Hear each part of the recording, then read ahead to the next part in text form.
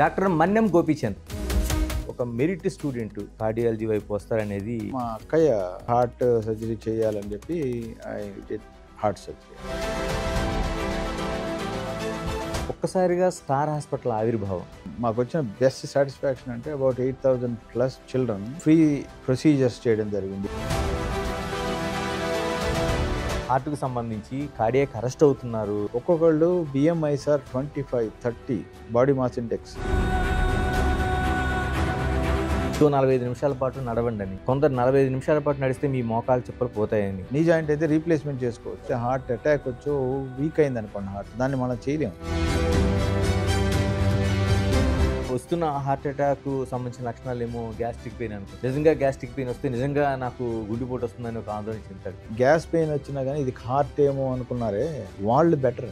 Heart transplantations ఈ మాట చాలా తక్కువగా వింటుంటాం. ఇంత టైంలోనే మనం అది ట్రాన్స్ప్లాంట్ చేయాలి. ఏ రంగం ఉన్నా సరే ఫస్ట్ చేతులు ఎత్తి దేవుళ్ళ మొక్కేది ఒక వైద్య వృత్తి. హయ్యెస్ట్ నైతిక విలువలు ఎక్కడన్నా ఉండాలంటే అది వైద్యంలోనే ఉండాలి. Welcome to big TV. Doctor Mannem Gopichand ఈ పేరుని ప్రత్యేకంగా పరిచయం చేయాల్సిన అవసరం లేదు. Star hospitals founder and managing director, ప్రముఖ కార్డియో థొరాసిస్ సర్జన్, హార్ట్ ట్రాన్స్ప్లాంటేషన్స్కి ఒక కేర్ ఆఫ్ అడ్రస్. ఒక్క మాటలో చెప్పాలంటే చిన్నపిల్లల గుండె చెప్పుడు ఆయన. డాక్టర్ మన్నెం గోపీచంద్ మనతో ఉన్నారు. గోపీచంద్ గారు నమస్కారం. Thank you for inviting me. Sir, ఇప్పుడు ముందుగా మీ పేరు దగ్గర నుంచి వస్తాను. గోపీచంద్, మీ పేరు వినగానే త్రిపురనేని గోపీచంద్ ఒక ప్రముఖ రచయిత. ఏంటి అలాంటి పేరు పెట్టడానికి ఏదైనా ఒక నేపథ్యం ఉండాలి, అటు ఫ్యామిలీలో ప్రత్యేకంగా ఉండాలి. యాక్చువల్గా అప్పుడు కాలంలో వ్యవసాయ కుటుంబాల్లో ఒక ఆనవాయితీ ఉండేది, ఇప్పుడు కూడా ఉంటుందేమో నాకు తెలియదు. బట్ వాళ్ళ తల్లిదండ్రుల పేర్లు మళ్ళీ వాళ్ళ పిల్లలకు పెడతారు. అలాగా మా నాన్నగారు 4 అన్నదమ్ముల్లో 3 ఆయన. వాళ్ళ అన్నలిద్దరు పిల్లలు పుట్టినప్పుడు మా తాతగారు మా నాయనమ్మ గారు ఇంకా ఉన్నారు. సో మా నాన్నగారికి ఫస్ట్ మా అన్నయ్య పుట్టినప్పుడు వెంకట్రాయుడు అని మా తాతగారి పేరు పెట్టారు. అలాగే తర్వాత మాకు అక్కయ్య అలివేలమ్మ అని ఆవిడకి పేరు పెట్టారు. సో నేను వచ్చే టైంకి కృష్ణాష్టమి అప్పుడు నేను పుట్టానంట. సో దానివల్ల ఎవరో ఉంటారు కదండి, కృష్ణుడి పేరు పెట్టాలి అని అంటే ఆ కాలంలో ఏంటంటే చాలా యువ అని చందమామ అని మన పబ్లికేషన్స్ చక్రపాణి గారు తీసుకొచ్చేవారు. దానిలో త్రిపురనేని గోపీచంద్ గారు ఒక ధారావాహిక ప్రతి ఇష్యూలో ఐ థింక్ మంత్లీ వచ్చేది. ఆయన ఒక కథ రాసేవారు. ఆ కథలు పబ్లిష్ అయినప్పుడు ఆయనకి మా నాన్నగారు రెగ్యులర్గా ఏదో పుస్తకాలు చదివేవారు. మా ఇంట్లో రెగ్యులర్గా బుక్స్ ఉండేవి అనమాట. ఆ రకంగా ఆయనకి ఆ పేరు బాగా నచ్చి అది పెట్టారు.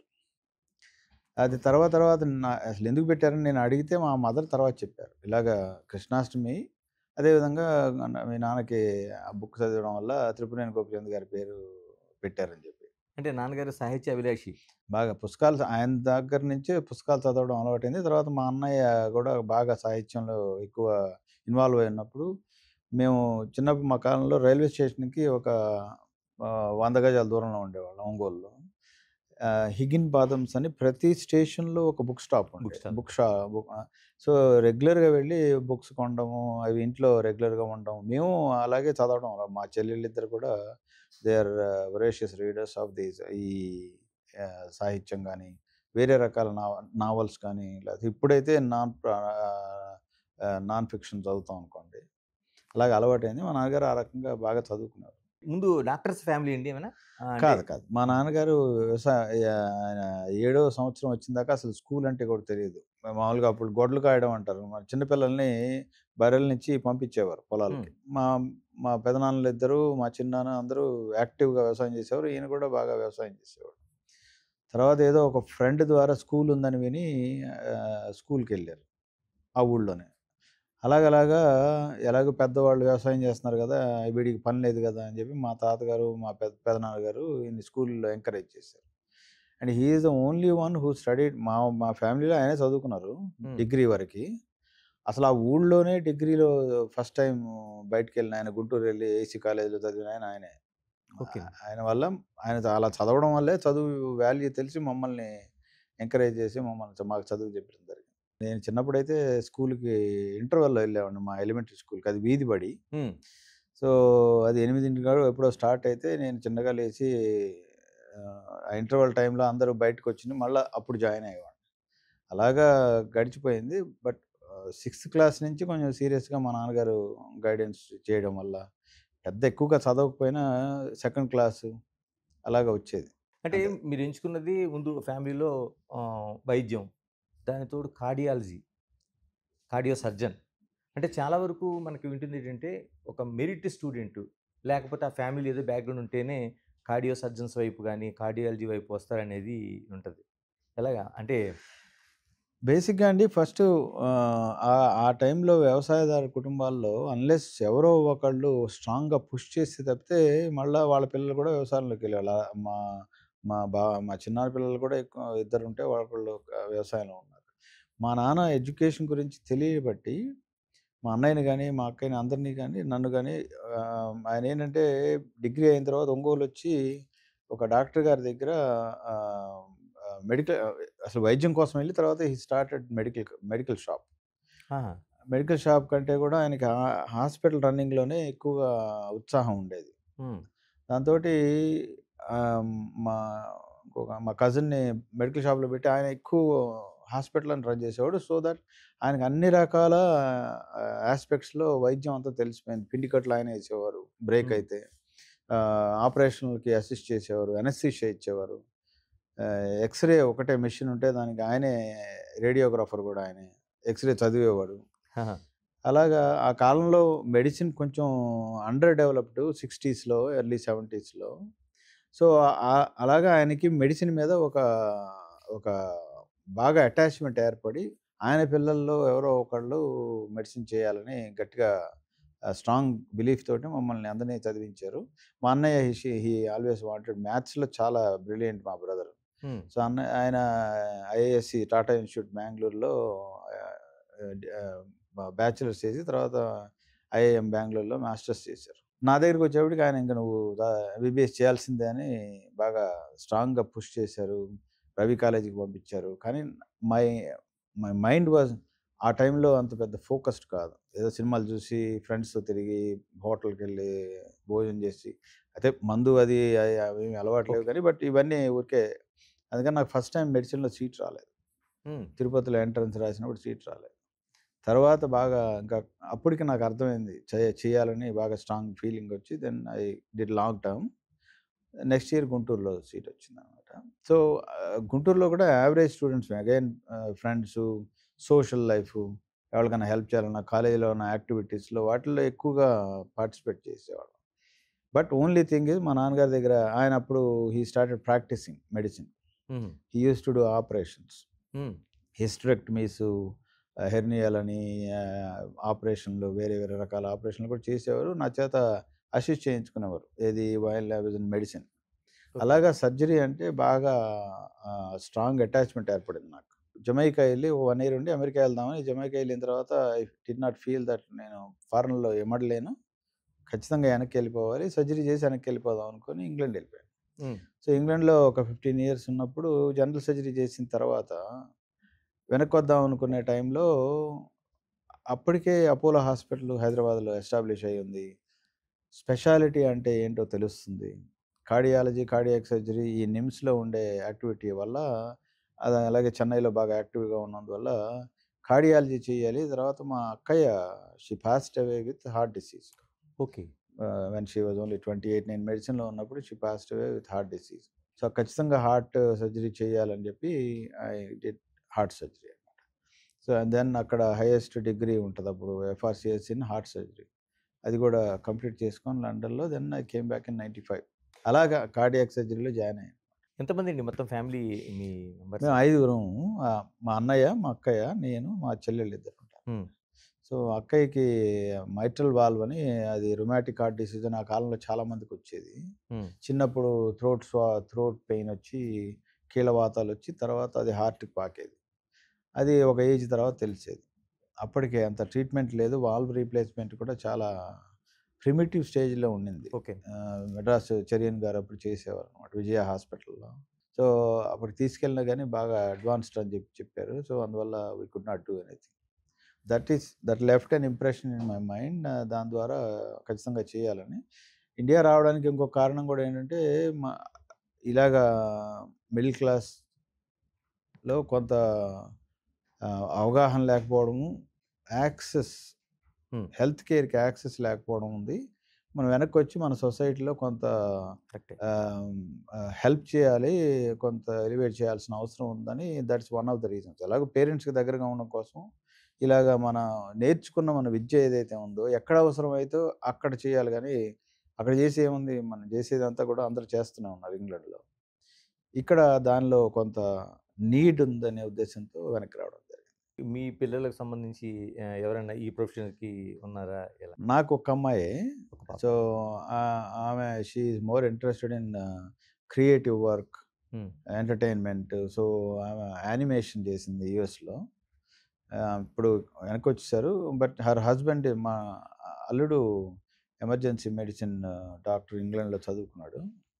సో, తనిప్పుడు ఇక్కడ ఈ హాస్పిటల్ మా స్టార్ హాస్పిటల్ గ్రూప్‌కి ఎమర్జెన్సీ రూమ్ హెడ్. డాక్టర్లు వంశంలో ఎవరో ఒకళ్ళు డాక్టర్లుంటారు. యాక్టర్లుంటారు. రాజకీయ అవును. నాయకులకి ఉంటది. అలా కాకుండా మీరు క్వైట్ డిఫరెంట్ ఆహ్, పాప ఆలోచన. ఆమెకు మొదటి నుంచి చిన్నప్పటి నుంచి క్రియేటివ్ బాగా అలవాటనమాట. ఇంగ్లాండ్‌లో ఉన్నప్పుడు కూడా స్కూల్‌లో ఆర్ట్ చేయడము, తర్వాత యానిమేషన్ మేమిద్దరం కలిసి యానిమేషన్ డిస్నీ మూవీస్ చూసేవాళ్ళం. ఆ రకంగా she got hooked on to that. So, అందువల్ల అండర్ గ్రాడ్‌లో షీ మెడిసిన్‌లో అది ఐఐటీ చెన్నైలో 1 ఇయర్ చేసింది. Okay. She got IIT seat in Chennai. హ్మ్. తర్వాత she wanted to go into creative work.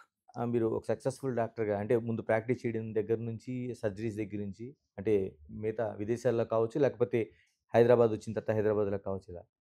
ఒక్కసారిగా స్టార్ హాస్పిటల్ ఆవిర్భావం, ఒక ఎంటర్‌ప్రెన్యూర్‌గా మారాలన్న ఆలోచన ఎలా స్టార్ట్ అయిందండి? అసలు ఐ నెవర్ థాట్ నేను బిజినెస్ పర్సన్ అనేమో లేకపోతే నాలో బిజినెస్ యాక్యుమెన్ ఉందని నేను ఎప్పుడు అనుకోలేదు. సో, 15 ఏళ్ళు అక్కడ పనిచేశాం కదా! అంతా గవర్నమెంట్ సర్వీసే ఉండేది ఇంగ్లాండ్‌లో. హ్మ్. సో, ఐ ఆల్వేస్ థాట్ మనం ఎక్కడో ఒక చోట ఒక హాస్పిటల్‌లో పనిచేయడం అనుకున్నాను. కాకపోతే 2005 ప్రాంతంలో ఆహ్, మేము అప్పటికి సో, ఇందాక చెప్పాను కదా! ఇక్కడ మన సొసైటీకి మనం కొంత హెల్ప్ చేయాలని చెప్పి. సో, నేను వచ్చిన తర్వాత నేను గమనించిందేంటంటే అడల్ట్స్ కంటే అసలు చిల్డ్రన్ ఎవరు టచ్ చేయట్లేదు. చిల్డ్రన్ చాలామంది చనిపోతున్నారు పిల్లలు. హార్ట్ ప్రాబ్లమ్‌తో పుట్టి యాక్సెస్ లేక, అవగాహన లేక చేసే ఎక్స్‌పీరియన్స్ ఉన్న డాక్టర్స్ కానీ, టెక్నీషియన్స్ కానీ, నర్సెస్ కానీ లేక చనిపోతున్నారని చెప్పి క్లియర్‌గా అర్థమైంది. అప్పుడు హైదరాబాద్‌లో ఎవరు పీడియాట్రిక్ కార్డియాక్ సర్జరీ చేయట్లేదు. సో, నాకు ఎలాగో ట్రైనింగ్ ఉండింది దానిలో. So, I started at Apollo and Medwin hospital. ఈ 2005లో కేర్‌లో నేను పనిచేస్తున్నప్పుడు ఒక ఛానెల్‌కి ఒక ఒక 18 పూర్ చిల్డ్రన్‌ని తీసుకురావడం జరిగింది. రిపోర్టరు దాని గురించి చెప్పి ఇలాగా హార్ట్ డిసీజెస్‌తో బాధపడే చిల్డ్రన్‌ని ఇక్కడ తీసుకొస్తే ఎవరు ఆదుకునే పరిస్థితి లేదని ఆ ఛానెల్ ఏం చేశారంటే నన్ను ఎక్స్‌పర్ట్ డిస్కషన్‌కి పిలిచారు ఇలాగే. ఓకే. పిలిస్తే at the end of that discussion నేను ఆ 18 మందిని పంపించండి. మేము ఫ్రీగా సర్జరీ చేస్తామని చెప్పి కేర్ హాస్పిటల్‌లో ఉన్నప్పుడు పిలిచానన్నమాట. ఓకే. అప్పుడు సోమరాజు గారితో కూడా చెప్పి అన్నీ చేసాం.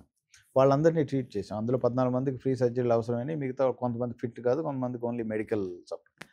ఇది it got the imagination of the society. So, మేము మా ఫ్రెండ్స్ అప్పటిదాకా డిస్కస్ చేస్తున్నాం. యూఎస్‌లో కొంతమంది ఫ్రెండ్స్ ఇక్కడ అందరం we want to do something అని చెప్పి ఒక ఫౌండేషన్ ఎస్టాబ్లిష్ చేయాలని హృదయ ఫౌండేషన్ అని ఎస్టాబ్లిష్ చేసాం.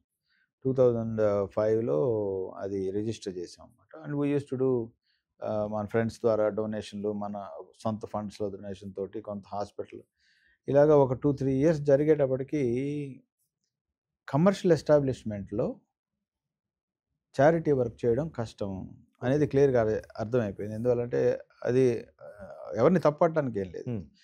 It's a for profit organisation.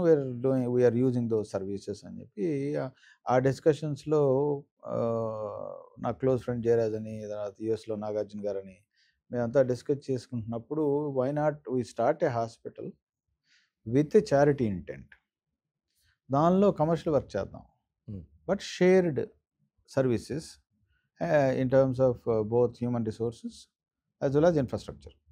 ఇలా చేస్తే మనం క్రాస్ సబ్సిడైజ్ చేయొచ్చు కదా అనే ఉద్దేశంతో ఏం చేసామంటే then we conceptualized this hospital చేసి దీనిలో మ్యాండేట్ ఏంటంటే ఒక operation theatre, 4 ICU beds and about 15 paediatric ward beds.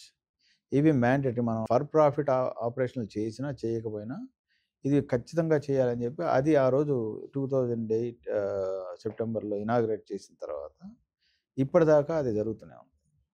So దానివల్ల మాకు వచ్చిన బెస్ట్ సాటిస్ఫాక్షన్ అంటే అబౌట్ 8,000+ చిల్డ్రన్ ఫ్రీ ప్రొసీజర్స్ చేయడం జరిగింది ఇప్పటిదాకా.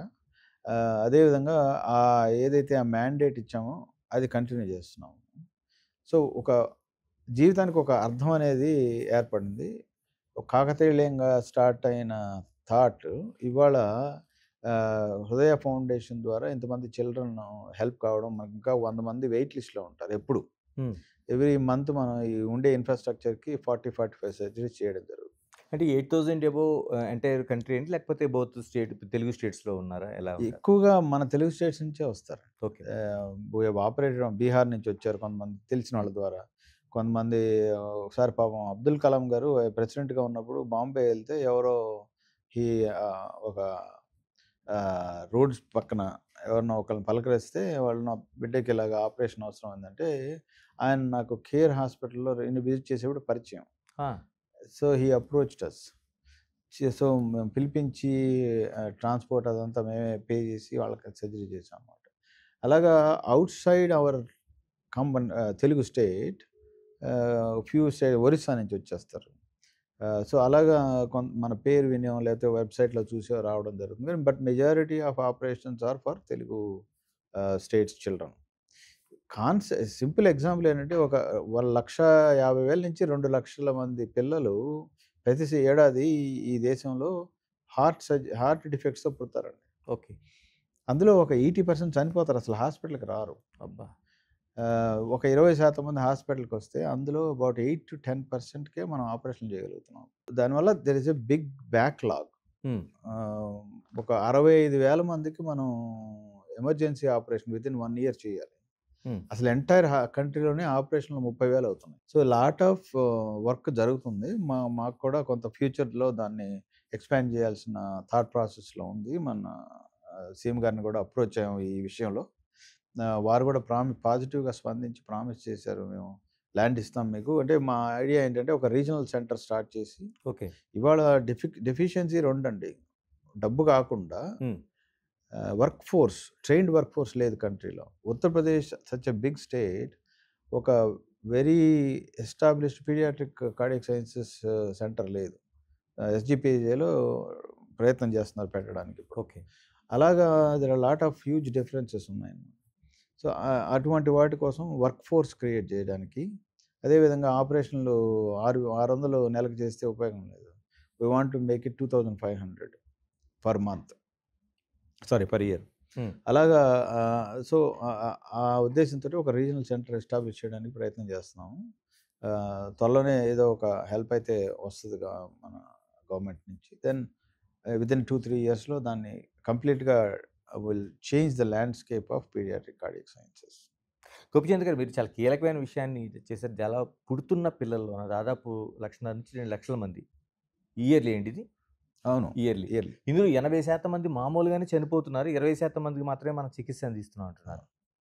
ఎందుకనంటే జన్యుపరమైన లోపాలు ఉన్నాయా, లేకపోతే వాళ్ళకి ఏమైనా న్యూట్రిషన్ ప్రాబ్లం ఉందా, లేకపోతే ఆ డెలివరీకి సంబంధించిన ఇష్యూస్లో ఏమైనా అవుతుందా? ఎందుకు ఇంత పెద్ద ఎత్తున ప్రాబ్లమ్స్ వస్తున్నాయి?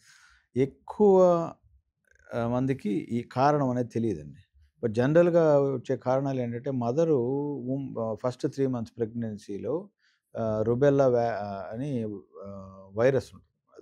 అటువంటి రుబెల్లా వైరస్ సోకిన వాళ్ళకి బిడ్డల్లో కంజెనిటల్ అంటే పుట్టుకతో వచ్చే అబ్నార్మాలిటీస్ ఉండొచ్చు ఒకటి.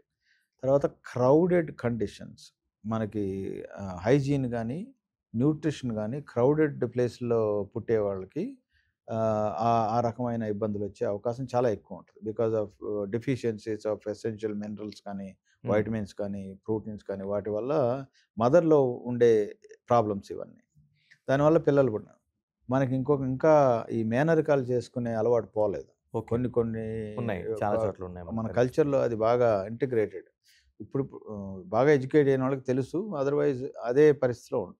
దానివల్ల కూడా ఎక్కువ శాతం ఈ కంజెనిటల్ అబ్నార్మాలిటీస్ రావడానికి అవకాశం ఉంటుంది.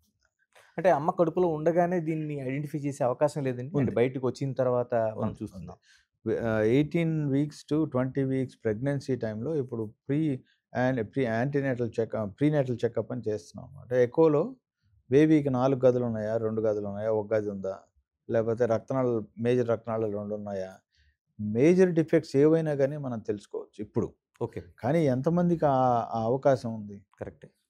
ఇవాళ అవేర్‌నెస్ క్రియేట్ చేయకపోతే బిలో 2 టైర్ టౌన్స్ ఈ అవగాహన లేదు. హ్మ్. అంతెందుకండి ఇవాళ మనం ఆపరేషన్‌లు, హార్ట్ సర్జరీకి బైపాస్‌లు చేస్తున్నాము. One of the largest volume చేసే సెంటర్ మనకి. ఎవ్రీ డే ఇవాళ ఎడ్యుకేటెడ్, అన్‌ఎడ్యుకేటెడ్ అనుకున్న వాళ్ళొచ్చి కూర్చొని, "సార్ మాకసలు ఏమి సింప్టమ్స్ లేవు సార్. ఎందుకొచ్చింది ఇది?" అని అడుగుతారు. మనం ఎంతో ఇన్ఫర్మేషన్ మీ ద్వారా, మీ మాధ్యమాల ద్వారా పబ్లిక్ డొమైన్‌లో ఉంది. కరెక్టే. ఇది కాకుండా గూగుల్‌లో గానీ, లేపోతే చాట్‌జీపీటీలో గానీ, ఏఐలో గానీ these are I'm talking about ఇది మంచి అవకాశం ఇది. సాఫ్ట్‌వేర్‌లో హ్మ్. ఈ కుర్రాళ్ళు 25, 24 ఏళ్ల నుంచి జాబ్ చేయడం మొదలుపెట్టేస్తారు. హ్మ్. అవును. వాళ్ళకి మనీ ప్రాబ్లమ్ లేదు. అవును. యాక్సెస్ టు ఫుడ్ గానీ, ఆల్కహాల్ గానీ, స్మోకింగ్ గానీ, లేపోతే డబుల్ షిఫ్ట్ వర్కింగ్ గానీ, నైట్స్ గానీ, డేట్ గానీ వీటన్నిటిలో వాళ్ళు ట్రాప్ అయిపోయి ఒక్కొక్కళ్ళు BMIs are 25, 30 body mass index. ఎందుకంటే వాళ్ళది ఫండమెంటల్లీ సెడెంటరీ జాబ్. ఓకే. అవును. ఎక్కడో ఒక చోట కూర్చొని చేసే జాబ్. దాని ద్వారా ఫోన్‌లో ఫుడ్ ఆర్డర్ చేస్తే వచ్చేస్తది. అవును. వాళ్ళందరూ ఎక్కువ మంది హైదరాబాద్‌లోనో, బెంగుళూరులోనో, పూణేలోనో ఎక్కడో ఉంటారు. అంటే ఫ్యామిలీకి దూరంగా ఉంటారు. సో, వాళ్ళందరూ ఫుడ్డు వండుకునే అవకాశమో, లేపోతే స సరైన హెల్తీ ఫుడ్ తినే అవకాశం లేదు. లేదు. నా ఉద్దేశంలో ఇంకో 10 ఇయర్స్‌లో మనం గనక ఇది సొఫిస్టికేటెడ్‌గా, కాంప్రహెన్సివ్‌గా అడ్రెస్ చేయకపోతే public health problem of heart disease చాలా ఎక్కువయ్యే అవకాశం. డాక్టర్ నేను ఇదే అడగదలుచుకున్నాను. ఇప్పుడు చాలా వరకు ఎక్కడ ఏ మరణాలు చూసినా అంటే మనకి ఎలా ఆంకాలజీలో ఉన్న క్యాన్సర్ పేషెంట్లు మనకు కనిపిస్తున్నారు. సడెన్ డెత్స్ ఏం కనిపించవు అందులో. కానీ ఓన్లీ హార్ట్‌కి సంబంధించి కార్డియాక్ అరెస్ట్ అవుతున్నారు. లేపోతే అవును. ఇలాగ వాల్సో అవును. లేకపోతే ఇలా జరుగుతున్నాయి. అంటే ఓన్లీ లైఫ్ స్టైలేనండి ఇంకేమైనా కారణాలేమైనా కనిపిస్తున్నాయా? Fundamentally all these called non communicable diseases like heart disease గానీ, బ్రెయిన్ స్ట్రోక్స్ గానీ, BP, sugar, high cholesterol levels ఇవన్నీ గూడా లైఫ్ స్టైల్ రిలేటెడ్ ప్రాబ్లమ్స్ అండి. How you conduct yourself, stress ఎంతుంది? హ్మ్. ఏం తింటున్నారు? ఏమి తిన్నదాన్ని ఎంత కరిగిస్తున్నారు? సెడెంటరీ లైఫ్‌లో ఉన్నారా? యాక్టివ్ లైఫ్‌లో ఉన్నారా? ఫ్యామిలీలో మీకు ప్రీవియస్‌గా హిస్టరీ ఉందా? ఓకే. అది చెరిపేయలేంగా. అవును. జీన్స్ ద్వారా కొంత మనకొస్తుంది కాబట్టి దాన్ని నాన్ మోడిఫైయబుల్ రిస్క్ ఫ్యాక్టర్ అంటాం. ఏది ఈ హార్ట్ డిసీజ్ పేరెంట్స్‌కుంటే మనకి రావడానికి. హ్మ్. దాన్ని ఎక్కువగా ఫస్ట్ డిగ్రీ రిలేటివ్స్‌కి మెయిన్‌గా. ఫస్ట్ డిగ్రీ రిలేటివ్స్‌లో ఉంటే మనకి ఎక్కువ రావడానికి కనీసం 5 టైమ్స్ హైయర్ ఛాన్స్ ఉంది. ఓకే.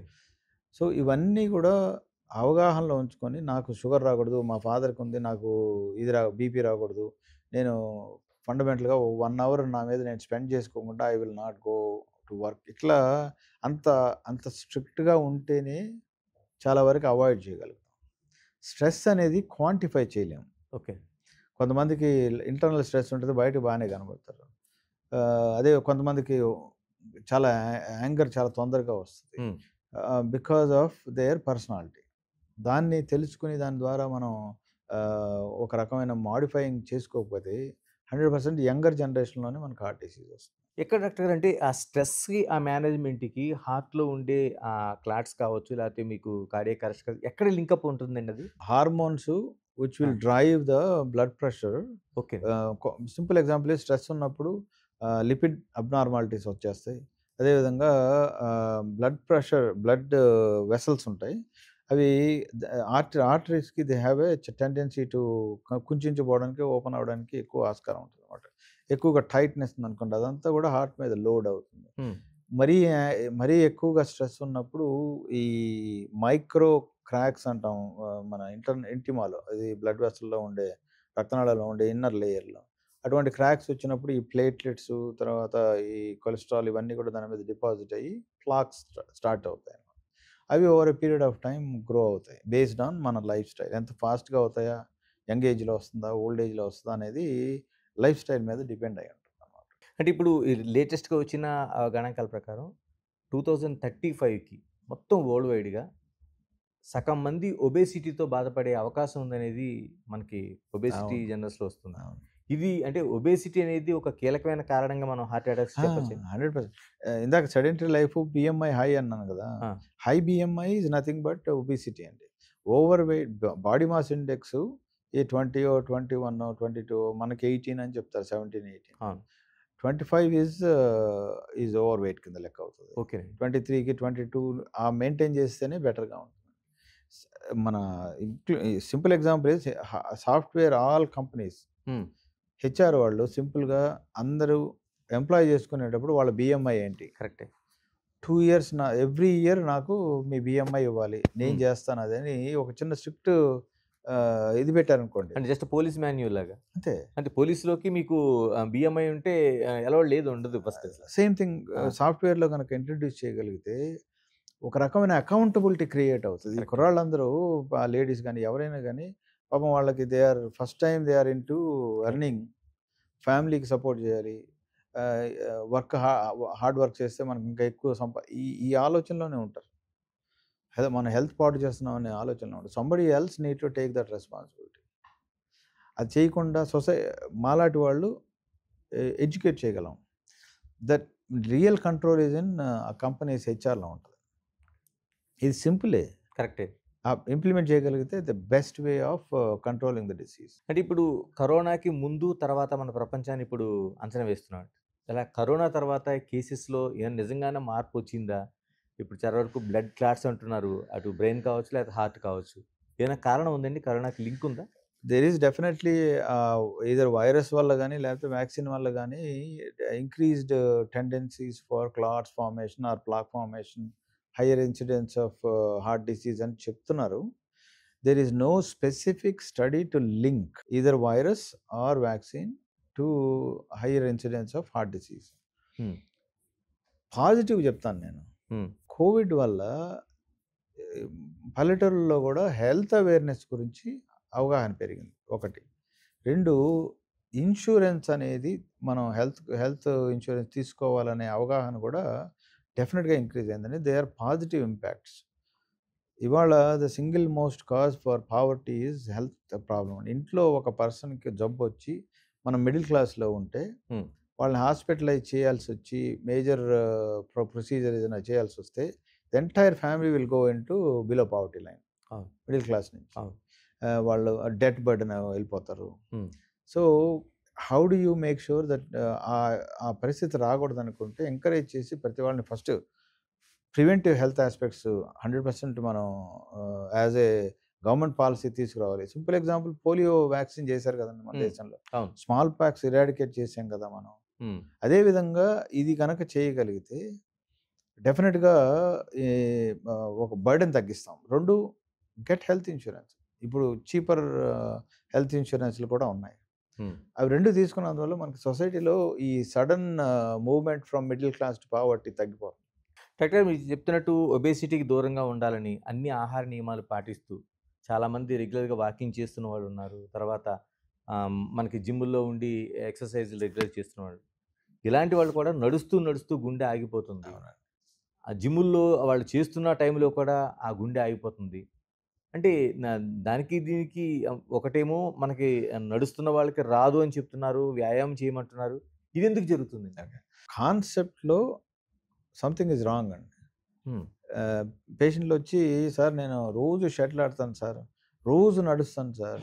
చాలా అసలు ఏమి తినను సార్ అంటారు. ఆ! Okay. But on the other hand if you look at వాళ్ళ వెయిట్ హై బిఎంఐ ఉంటది. ఏమి తినని వాళ్ళకి కూడా హై బిఎంఐ ఉంటది. 2 if you go into the details shuttle singles ఆడతారా అండి? డబుల్స్ ఆడతారా అండి? అని అడిగామనుకోండి. హ్మ్. లేదండి డబుల్స్ ఆడతానంటాడు. డబుల్స్‌లో సగం సేపు మరి మీ పార్ట్నర్ గదా తీసుకునేది. మీరు నిలబడి ఉంటారు గదా! మరి అదేం ఎక్సర్‌సైజ్ అండి అని అడిగితే దానికి ఆన్సర్ ఉండదు. ఎంతసేపు నడుస్తున్నారు? 45 మినిట్స్ నడుస్తాను సార్. ఎంత దూరం నడుస్తున్నారు? తెలీదు సార్ ఇంటి దగ్గరే నడుస్తున్నాను. సో, మనం ఏం చేస్తున్నామంటే ఇండైరెక్ట్‌గా మనకి మనం చెప్పుకుంటున్నాం. మనం ఎక్సర్‌సైజ్ చేస్తున్నామని. హ్మ్. అది ఎఫెక్టివా? దానివల్ల నా బాడీలో ఏమి తేడాలు కనపడుతున్నాయి అనేది ఎవరు చూడట్లా. So now my job is to explain to people, మీరు ఓన్లీ ఎక్సర్సైజ్ చేయడమే కాదు, దాని ఎఫెక్ట్స్ కూడా, okay. What is the outcome. నేను ఓవర్ వెయిట్ ఉన్నాను, నేను 80 కిలోలు ఉన్నా, నేను 65 ఉండాలి. am I reducing weight by doing this or not అనేది చూడాలి. కరెక్ట్.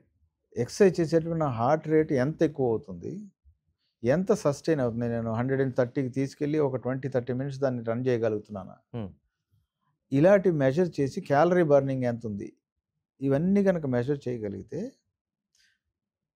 డెఫినెట్గా వాళ్ళ అవగాహన, వాళ్ళ హార్ట్ డిసీజ్ బెటర్గా ఉంటుంది, రాకుండా ఉండే అవకాశం చాలా ఎక్కువ ఉంటుంది. సో ఇవాళ మనం మెజర్ చేయలేనిది ఏది లేదు. వాక్కి వెళ్తాము, వాచ్లో తెలిసిపోతుంది ఎంత ఎంత స్పీడ్లో వెళ్తున్నావు, ఎన్ని స్టెప్స్ వేసావని తెలిసిపోతుంది, ఎన్ని క్యాలరీలు బర్న్ అయ్యాయని కూడా తెలిసిపోతుంది. మెషిన్ మీద ఎక్కావు, సేమ్ థింగ్ అండి, అన్ని మెజర్మెంట్స్ వస్తాయి. But there is even educated people కూడా అవి చేయట్లా. So we need to get next step to understand మనం అసలు చేస్తుంది ఎంత, దానివల్ల అవుట్కమ్ ఏంటి, నా రిజల్ట్ ఏంటి. నాకు ఫ్యామిలీలో మా ఫాదర్కి హార్ట్ డిసీజ్ ఉంది, మా తాతగారికి హార్ట్ డిసీజ్ ఉంది, మా బ్రదర్కి స్టెంట్ పెట్టారు, నా రెస్పాన్సిబిలిటీ ఏంటి. ఇంత అవగాహన, డీటెయిల్స్ ఆల్రెడీ అన్ని పబ్లిక్ డొమైన్లో ఉన్నాయండి. ఇంత ఏఐ గురించి మాట్లాడుతున్నాం కదా మనం, nobody uses for health advisory.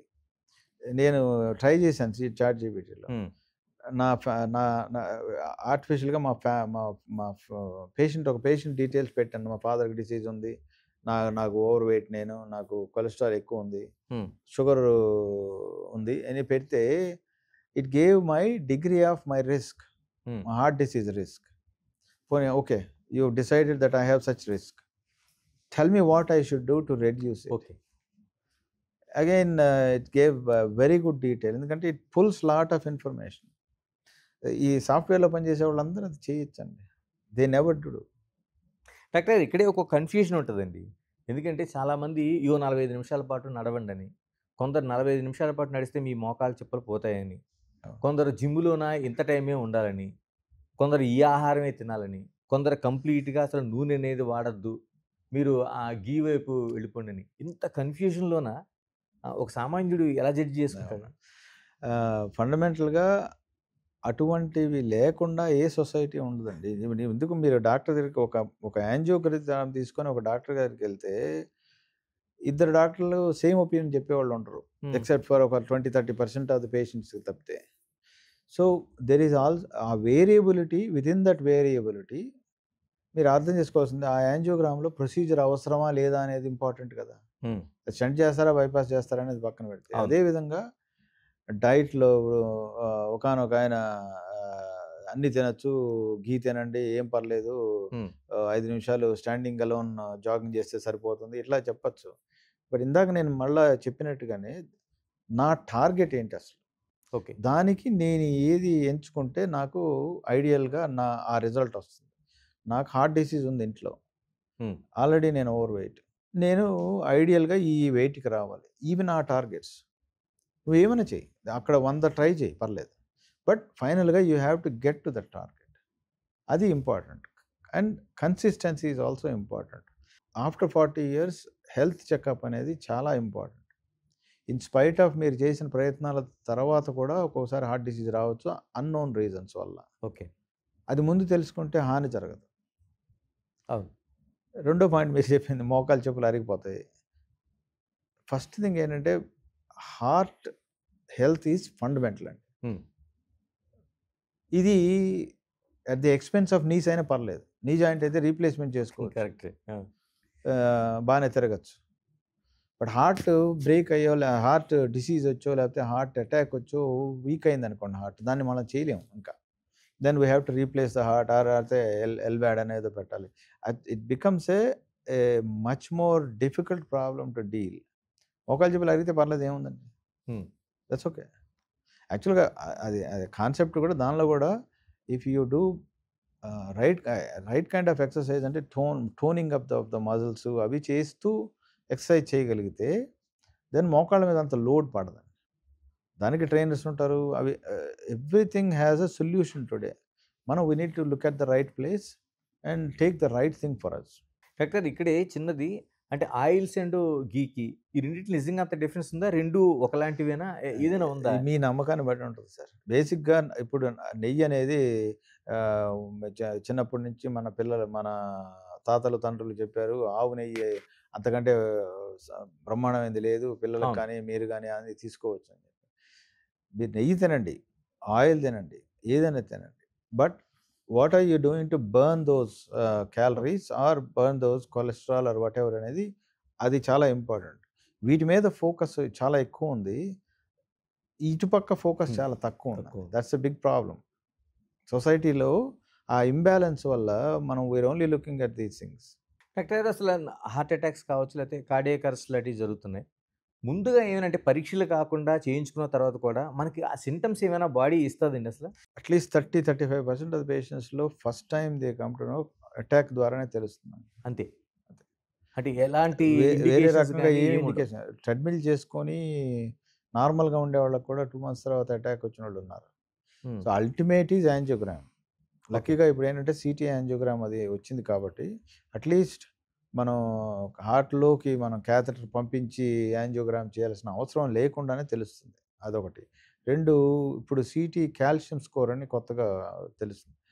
High calcium score ఉండే అబోవ్ 200, అబోవ్ 400, 2000 ఉందనుకోండి. హ్మ్. వాళ్ళకి కరోనరీ డిసీజ్ ఎక్కువ ఉండే అవకాశం. ఎందువల్లంటే అంత కాల్షియం ఫార్మ్ అయిందంటే వాళ్ళకి అథెరోస్క్లెరోసిస్ డిసీజ్ చాలా ఎక్కువ బర్డెన్ ఉందన్నమాట. ఆహా! సో, డెఫినిట్‌గా వాళ్ళకి ఇంపార్టెంట్ బ్లాకేజ్ ఉండే అవకాశం ఉంది. ఓకే. సో, అందువల్ల ఇవాల్యుయేషన్ మెథడాలజీ, టూల్సు ఇప్పుడు చాలా ఇవాల్వ్ అవుతున్నాయి. ఇంకా గూడా ఇవాల్వ్ అవుతాయి. నెక్స్ట్ 10 ఇయర్స్‌లో అసలు యాంజియోగ్రామ్ లేకుండానే సీటీ స్కాన్ తోటి will be able to assess ఒకళ్ళకి ప్రాబ్లమ్ ఉందా లేదా అని. అది ఒకవైపు ఉంటే, రెండో వైపు మనకసలు ఎంత రిస్క్ ఉంది? Hmm. Are you sedentary life, high BMI, strong family history, diabetes, hypertension, smoking. ఇవి గనక ఉంటే మీకు 100% వస్తుంది. So, what do you do for these things? ఇలాంటి వాళ్ళకి ఎవ్రీ 5 ఇయర్స్ ఎప్పుడో మనం ఒక ఒక పెట్టుకొని సీటీ యాంజియో చేసుకోవచ్చు. అదేవిధంగా ఎవ్రీ ఇయర్ ట్రెడ్‌మిల్ మిగతాయి చేసుకోవచ్చు. And there need to be a counselling for lifestyle modification. అంటే కొందరు వస్తున్న హార్ట్ అటాక్‌కు సంబంధించిన లక్షణాలేమో గ్యాస్ట్రిక్ పెయిన్ అనుకుంటారు. నిజంగా గ్యాస్ట్రిక్ పెయిన్ వస్తే నిజంగా నాకు గుండెపోటు వస్తుందని ఒక ఆందోళన చెందుతాడు. అవును. అంటే అలా ఏమైనా సూక్ష్మంగా గుర్తించడానికి అవకాశం ఉంటదండి? ఆ రెండోది చాలా ఇంపార్టెంట్ అండి. ఏ గ్యాస్ పెయిన్ వచ్చినా గాని ఇది హార్ట్ ఏమో అనుకున్నారే, ఆ! వాళ్ళు బెటర్ అండి. ఓకే. హార్ట్ డిసీజ్ ఉండి, ఇది గ్యాసు నాకు 2 తేన్పులు రాగానే ఇది తగ్గింది అనుకునే వాళ్ళున్నారే, వాళ్ళకి హాని జరుగుతుంది. ఓకే. ఫండమెంటల్ సింపుల్ కాన్సెప్ట్ ఏంటంటే, ఎనీ అబ్నార్మల్ డిస్కంఫర్ట్ ఆర్ మంట ఆర్ పట్టినట్టు ఉండడం, లేకపోతే వెనకాల పెయిన్ రావడం, make sure it is not heart. హుహు. పోయిందేం లేదు. అదే. టెస్ట్ చేసుకోవడమేగా రూ. 1000, 2000 ఇస్తే, అవును. ఇవాళ మీ ఇంటి పక్కనే టెస్ట్ ఉంటుంది. డయాగ్నోస్టిక్స్‌లో టీఎంటీ ఉంది, సీటీ స్కాన్‌లున్నాయి, బ్లడ్ టెస్ట్‌లున్నాయి. Tier 2 cities. మా ఊళ్ళో నేను మా అక్కయ్యకి అవసరమైతే వెల్లూరు వెళ్ళాల్సొచ్చింది టెస్ట్‌లకి. ఏది హ్మ్. 60స్‌లో, 70స్‌లో. ఇవాళ 10 క్యాత్ ల్యాబ్స్ ఉన్నాయండి మా ఊళ్ళో. 10 క్యాత్ ల్యాబ్స్. హ్మ్. That's the highest investment. 3, 4 కోట్లు అవుతది. అలాగే 10 ఉన్నాయి. సో, హ్మ్. మన మన పక్క వీధిలోనే మనకి అవకాశం ఉంది టెస్ట్ ఉంది. చేసుకునే అవకాశం. సో, అది కాపోతే ప్రజలలో కొంత చైతన్యం అయితే రావాలండి. లేకపోతే మనం will end up with disastrous public health problem.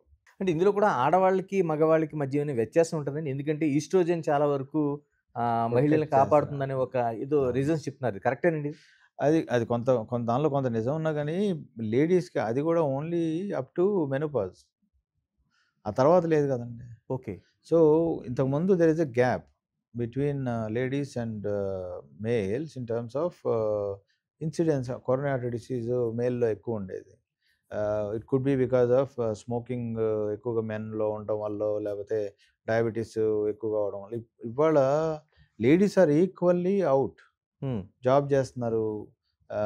Sedentary లైఫ్‌కి అలవాటు అవును. పడుతున్నారు. అలవాటు పడ్డారు. వాళ్ళలోనే ఎక్కువ ఒబిసిటీ ఇంటి దగ్గర నాన్ వర్కింగ్ లేడీస్‌లో గూడా ఒబిసిటీ ఎక్కువగా ఉంది. అవును. సో, ఆ గ్యాప్ బాగా తగ్గిపోతుంది. లైఫ్ స్టైల్ కూడా సేమ్ సేమ్. మగవాళ్ళతో సేమ్. సమానంగా అబ్సల్యూట్‌లీ. ఆల్కహాల్ ఉంది, ఆల్కహాల్ ఉంది. స్మోకింగ్ ఉంది. ఈ యంగ్ లేడీస్‌కి అది గూడా ఉంది గాబట్టి, అవును. సొసైటీలో యాక్సెప్టెన్స్ ఉంది గాబట్టి, అవును. That's also a very big reason. ఆ gap between male and female differentiation తగ్గిపోయింది డిసీజ్ ఇన్సిడెన్స్లో. అంటే సర్జరీస్‌కి సంబంధించి కూడా ఏదైనా ఉంటదండి? ఎందుకంటే మగవాళ్ళకి, ఆడవాళ్ళకి ఎందుకంటే చిన్న పిల్లలకి ఎప్పుడు మనం చాలా క్రిటికల్ అని చెప్తా ఉంటారు. అలాంటిది ఏమైనా ఉందండి ఈ రెండిటి మధ్య? లేడీస్‌కి టిష్యూస్‌లో ఒబిసిటీ ఎక్కువగా ఉండడం వల్ల వాళ్ళకి మజిల్ మాస్ తక్కువను, ఫ్యాట్ కంటెంట్ ఎక్కువ ఉన్న లేడీస్, తర్వాత వాళ్ళకి ట్రంకల్ ఒబిసిటీ చాలా ఎక్కువ ఉంటుంది. మన దేశంలో డ్రెస్ వల్ల ఈ శారీస్ ఏసుకునేవాళ్ళు ఈవెన్ ఒబిసిటీని కవర్ చేసేయగలరు. ఓకే. బట్ యాక్చువల్ సర్జరీకొచ్చినప్పుడు వాళ్ళ ఫిట్‌నెస్, వాళ్ళ ఫ్యాట్ కంటెంట్ చాలా ఎక్కువుంటది. లెగ్ ఇన్ఫెక్షన్స్ రావడం, తర్వాత గాయం ఇన్ఫెక్షన్‌లు రావడం అవి చాలా ఎక్కువ. ఇప్పుడు మేము వీఆర్ అన్ మల్టీ సెంటర్ స్టడీ యూఎస్ నుంచి చేస్తున్నాము. ఒక హ్మ్. స్టడీ ఓన్లీ సీఏబీజీ ఔట్‌కమ్స్ ఫర్ ఫీమేల్స్ అని. దానిలో డిఫరెన్షియేషన్ తెలుస్తది డెఫినెట్‌గా. తర్వాత రోజువారీ జీవితంలో మన హార్ట్‌ని ఆరోగ్యంగా ఉంచుకోవాలంటే అంటే ఫుడ్ కావచ్చు, లేకపోతే ఎక్సర్‌సైజ్ కావచ్చు. ఈ రెండిటితో సరిపోద్దండి ఇంకేమైనా తీసుకోవాల్సినవి ఉన్నాయా? లేదండి అంత సింపుల్‌గా అది అవ్వదండి. హ్మ్. ఫస్ట్ ఆఫ్ ఆల్ మన మైండ్ సెట్ ఈజ్ దట్ నేను ఇమ్యూన్ కాదు. ఓకే. నేనేదో ప్యూర్ వెజిటేరియన్‌ని అసలు ఏమి తినను. రోజుకి గంట సేపు నడుస్తాను. అందువల్ల నాకు హార్ట్ అటాక్ రాకూడదు అనేది హ్మ్. ఆ కాన్సెప్ట్ మానేయాలి ఫస్ట్. హ్మ్. అందరికీ హార్ట్ ప్రాబ్లమ్ వచ్చే అవకాశం ఉంటుంది. దానివల్ల ఫస్ట్ అవగాహన పెంచుకోండి. హ్మ్. వా నా నా రెస్పాన్సిబిలిటీస్ ఏంటి? నేను ఒక 1 అవరు నా మీద హెల్త్ మీద స్పెండ్ చేసుకోవాలి. ఐ హావ్ టు నా వెయిట్ ఫర్ మై హైట్ నేను వాచ్ చేయాలి. బీఎంఐ నేను వాచ్ చేసుకోవాలి. ఆహ్, తర్వాత ఈ రె ఈ బీఎంఐకి కనెక్టెడే ఎక్సర్‌సైజ్ ఫ్రమ్ డైట్ 2 ఏం తింటున్నాను? హ్మ్. కనీసం హ్మ్. వీకెండ్ మనం చీట్ చేసినా వీక్ డేస్‌లో can I control my food. తర్వాత stress. Current concepts world heart organization చెప్పేదేంటంటే ah, sedentary sedentary lifestyle, high BMI, stress. These are the 3 main reasons other than smoking, diabetes, hypertension, family history. More reasons for current heart disease burden అని చెప్పి చెప్తున్నారు. So, ఇవి ఎలాగా మనం modify చేసుకోవాలనేది తెలుసుకోవచ్చు. Doctor దగ్గర పోవాల్సిన పని లేదు. మీ చేతిలోనే మీకు ఆన్సర్ ఉంది. హ్మ్. వాడుకోండి హ్మ్. మెయిన్‌గా. అవగాహన పెంచుకొని దీని ద్వారా ah, get informed and measure what you are doing to get to your target. Doctor garu technology కోసం మనం మాట్లాడుకున్నాం. ఇప్పటికే చాలా టెక్నిక్స్ కావచ్చు, టెక్నాలజీ కావచ్చు మార్పొస్తుంది. ఎలాగా ఏఐ వచ్చింది ఇప్పుడు చాలా వరకు మిగతా సో, ఆర్&డి జరుగుతుంది రీసెర్చ్ అండ్ డెవలప్‌మెంట్. ఎలాంటి మార్పులొచ్చినాయండి? ఒకవైపు డయాగ్నోస్టిక్స్‌లో చాలా తేడా వచ్చిందండి. ఇమేజింగ్‌లో ఇందాక నేను చెప్పినట్టుగానే సీటీ స్కాన్ చాలా ఇవాల్వ్ అయింది for heart disease. Not only coronary heart disease. ఇవాళ నేను చిన్న పిల్లలకి స్ట్రక్చరల్ ప్రాబ్లమ్స్ చూడాలంటే holes, connections between chambers and the blood vessels ఇట్లాంటియన్నీ చూడాలంటే CT scan is very useful. Echocardiogram మనం సింపుల్‌గా ఎకో చేస్తాము. అది చాలా అడ్వాన్స్ అయిపోయింది. కండరం ఎంత మూవ్‌మెంట్ ఉంది? హ్మ్. ఇది ఇంప్రూవ్ అవ్వడానికి ఛాన్స్ ఉందా? లేకపోతే లోపల కనెక్షన్స్ అన్నీ ఎలా ఉన్నాయి? వాల్వ్స్ ఎలా పనిచేస్తున్నాయి? ఏం చేస్తే నేను దీన్ని రిపేర్ చేయగలనా? ఓన్లీ రీప్లేస్ చేయాల్సొస్తదా? ఇంత దూరం వెళ్ళిపోయింది. అదేవిధంగా ట్రీట్మెంట్‌లో చాలా అడ్వాన్స్ వచ్చినాయి. ఇవాళ మనకి వెస్ట్‌లకి మనకి గ్యాప్ లేదండి. ఈవెన్ హైదరాబాద్‌లో గూడా హ్మ్. మనకి మెషినరీ గానీ, యాక్సెస్ టు మెడిసిన్ గానీ మచ్ ఫాస్టర్ దాన్ వెస్ట్. వాళ్ళకి వెయిట్ లిస్ట్ ఉంది. హ్మ్. ఈవెన్ ఎంఆర్ఐ చేయాలన్నా, పెట్ స్కాన్ చేయాలన్నా వెయిట్ లిస్ట్ ఉంది. హ్మ్. సో, ఈ రెండిట్లో చాలా అడ్వాన్స్ వచ్చింది. ఓకే. పోను పోను ఇంకా వచ్చే అడ్వాన్స్‌లు ఏంటంటే, ఆ మెషినే మనకు చెప్తుంది ఏ treatment option is best for అది పెర్ఫార్మ్ చేయలేకపోవచ్చు. హ్మ్. బట్ ఇగో ఈ ఎవిడెన్స్ నేను కొరిలేట్ చేశాను. ఒక 100 పబ్లిష్డ్ లిటరేచర్ నేను తీసుకున్నాను. దీనిలో ఈ పర్టిక్యులర్ పేషెంట్ డీటెయిల్స్‌కి ఇది బెస్ట్ ప్రొసీజర్ అని చెప్పడానికి కూడా అడ్వాన్స్ వచ్చేస్తాయి. అంటే డెఫినెట్‌గా. దాన్ని జడ్జ్ చేసుకోవచ్చండి మనం? చేసుకోవచ్చు. డెఫినెట్‌గా చేసుకోవచ్చు. దీనిలో డౌన్ సైడ్ ఏంటంటే ప్రజలు అది వాడేసి గూగుల్ డాక్టర్స్ అంటారు కదా! హ్మ్. అవును. ఆ బ్యాక్‌గ్రౌండ్ లేకుండా చెక్ చేస్తే మనకొక అవగాహన వస్తది. సరైన బ్యాక్‌గ్రౌండ్ ఉండి ఆ మెషిన్‌ని సరిగ్గా వాడుకోదలిస్తే దానికి we can do right things for the patients. ఇంకోటి ఇప్పుడు మేము ఎక్స్‌పెరిమెంట్ కూడా చేస్తున్నాము. ఒక వర్చువల్ రియాలిటీ అని వస్తుంది. ఆ పేషెంట్ ఎకో సిటీ స్కాన్ అవన్నీ కనుక దానిలో లోడ్ చేస్తే ఇప్పుడు పీడియాట్రిక్స్లో చేస్తుంది అది. మనం we can put the goggles, we can walk through the heart. ఓకేనండి. ఆ ఇమేజెస్ అంత ఇదిగా ఉండి and then a a access తోటి లీస్ట్ ప్రాబ్లంతో మనం ఆపరేషన్ చేయొచ్చు అని కూడా డిజైన్ చేయొచ్చు. So this is not too far, ఇంకా 5-10 yearsలో వచ్చేస్తుంది. సో దీనివల్ల రిస్క్ బాగా తగ్గిపోతుంది. ఓకే. ముందుగానే క్లియర్గా సర్ప్రైజ్ లేకుండా what is it that we are going to achieve for this patient అని కూడా మనం ముందు నుంచే మనం ఎస్టిమేట్ చేసుకొని చేయొచ్చు. చాలా మార్పులు వచ్చేస్తున్నాయి. వేరబుల్ డివైసెస్ వస్తాయి. అంటే మనం ఇప్పుడు సింపుల్ ఎగ్జాంపుల్ డయాబెటీస్ ఉన్న వాళ్ళకి ఇక్కడ మానిటరింగ్ చేస్తున్నారు. అటువంటిది హార్ట్కి కూడా హార్ట్ కంటిన్యూస్గా మానిటర్ చేసే డివైసెస్ కూడా వచ్చేస్తాయి. హార్ట్ ట్రాన్స్ప్లాంటేషన్స్ ఈ మాట చాలా తక్కువగా వింటుంటామండి. ఎందుకంటే ఆ రోజు గ్రీన్ కారిడార్ ఏర్పాటు చేయటం, హడావిడి, మీడియా ఇదంతా మనకు కనిపిస్తూ ఉంటుంది. ఎందుకంటే మిగతా ఆర్గాన్ ట్రాన్స్ప్లాంటేషన్స్తో పోల్చితే హార్ట్కి సంబంధించి చాలా తక్కువగా వింటాం ఆ మాటని. ఒకటి హార్ట్ ఏంటంటే ఎవరో చనిపోతే కానీ మనకు హార్ట్ రాదు. లివర్ హార్ట్ ఈ రెండు, లివర్ అంటే లైవ్ డోనర్ కూడా ఉంటారు అనుకోండి, కిడ్నీస్ కూడా లైవ్ డోనర్స్ ఉంటారు. బట్ హార్ట్ మాత్రం ఎవరైనా చనిపోతేనే లేదా బ్రెయిన్ డ్యామేజ్ అయితేనే జరుగుతుంది మనకు అది. రెండు, దానికి స్పెసిఫిక్ టైంలో ఇంత టైంలోనే మనం అది ట్రాన్స్ప్లాంట్ చేయాలి. Within 1 hour 2 hours 3 hours. ఇప్పుడు ఫ్లూయిడ్స్ ప్రొటెక్టింగ్ ఫ్లూయిడ్స్ వచ్చినందువల్ల 2-3 hours చేయాల్సి వస్తుంది. ఒకటి. 2, 3 హార్ట్ అనగానే ఫస్ట్ అయ్యో ఈ హార్ట్ తీసేస్తారని కొంత భయం ఉంది ప్రజల్లో. లివర్ ఉంది, లివర్ ట్రాన్స్ప్లాంట్ చేసినప్పుడు తీసేసినా కానీ పక్కన ఆల్రెడీ ఉంటుంది కాబట్టి పెద్ద ప్రాబ్లం ఏం లేదు దానివల్ల. కిడ్నీకి అయితే డయాలసిస్ చేసుకోవాలి. హార్ట్కి ఇప్పుడు కొత్తగా ఎల్వాడ్స్ అని వచ్చున్నాయి. అంతకుముందు కూడా what's called bridge to transplant అని, ముందు హార్ట్ ఫెయిల్యూర్ ఉన్న వాళ్ళకి హాస్పిటల్ నుంచి బయటకు వెళ్ళలేని వాళ్ళకి లెఫ్ట్ వెంట్రికులర్ అసిస్ట్ డివైస్ అని పెట్టి బ్రిడ్జ్ టు ట్రాన్స్ప్లాంట్ అని పెట్టేవాళ్ళు. కరెంట్లీ ఇంప్లాంటబుల్ డివైసెస్ వచ్చేసినాయి ఒక పర్మనెంట్గా. 5 years, 10 years ఫాలో అప్ కూడా ఉంది. అవి 65-70 years వాళ్ళకి పెడతారనమాట. ఇది ట్రాన్స్ప్లాంట్లో చేయలేని వాళ్ళకి. వాటి వల్ల ఏంటంటే బ్లడ్ థిన్నర్స్ తీసుకోవాలి, వాటికి ఉండే ప్రాబ్లమ్స్ వాటికి ఉంటాయి. But we now have a means to extend people's life. But heart as a whole heart transplant numbers liver ట్రాన్స్ప్లాంట్కి కిడ్నీ ట్రాన్స్ప్లాంట్ కంటే బాగా తక్కువ ఉంటాయి.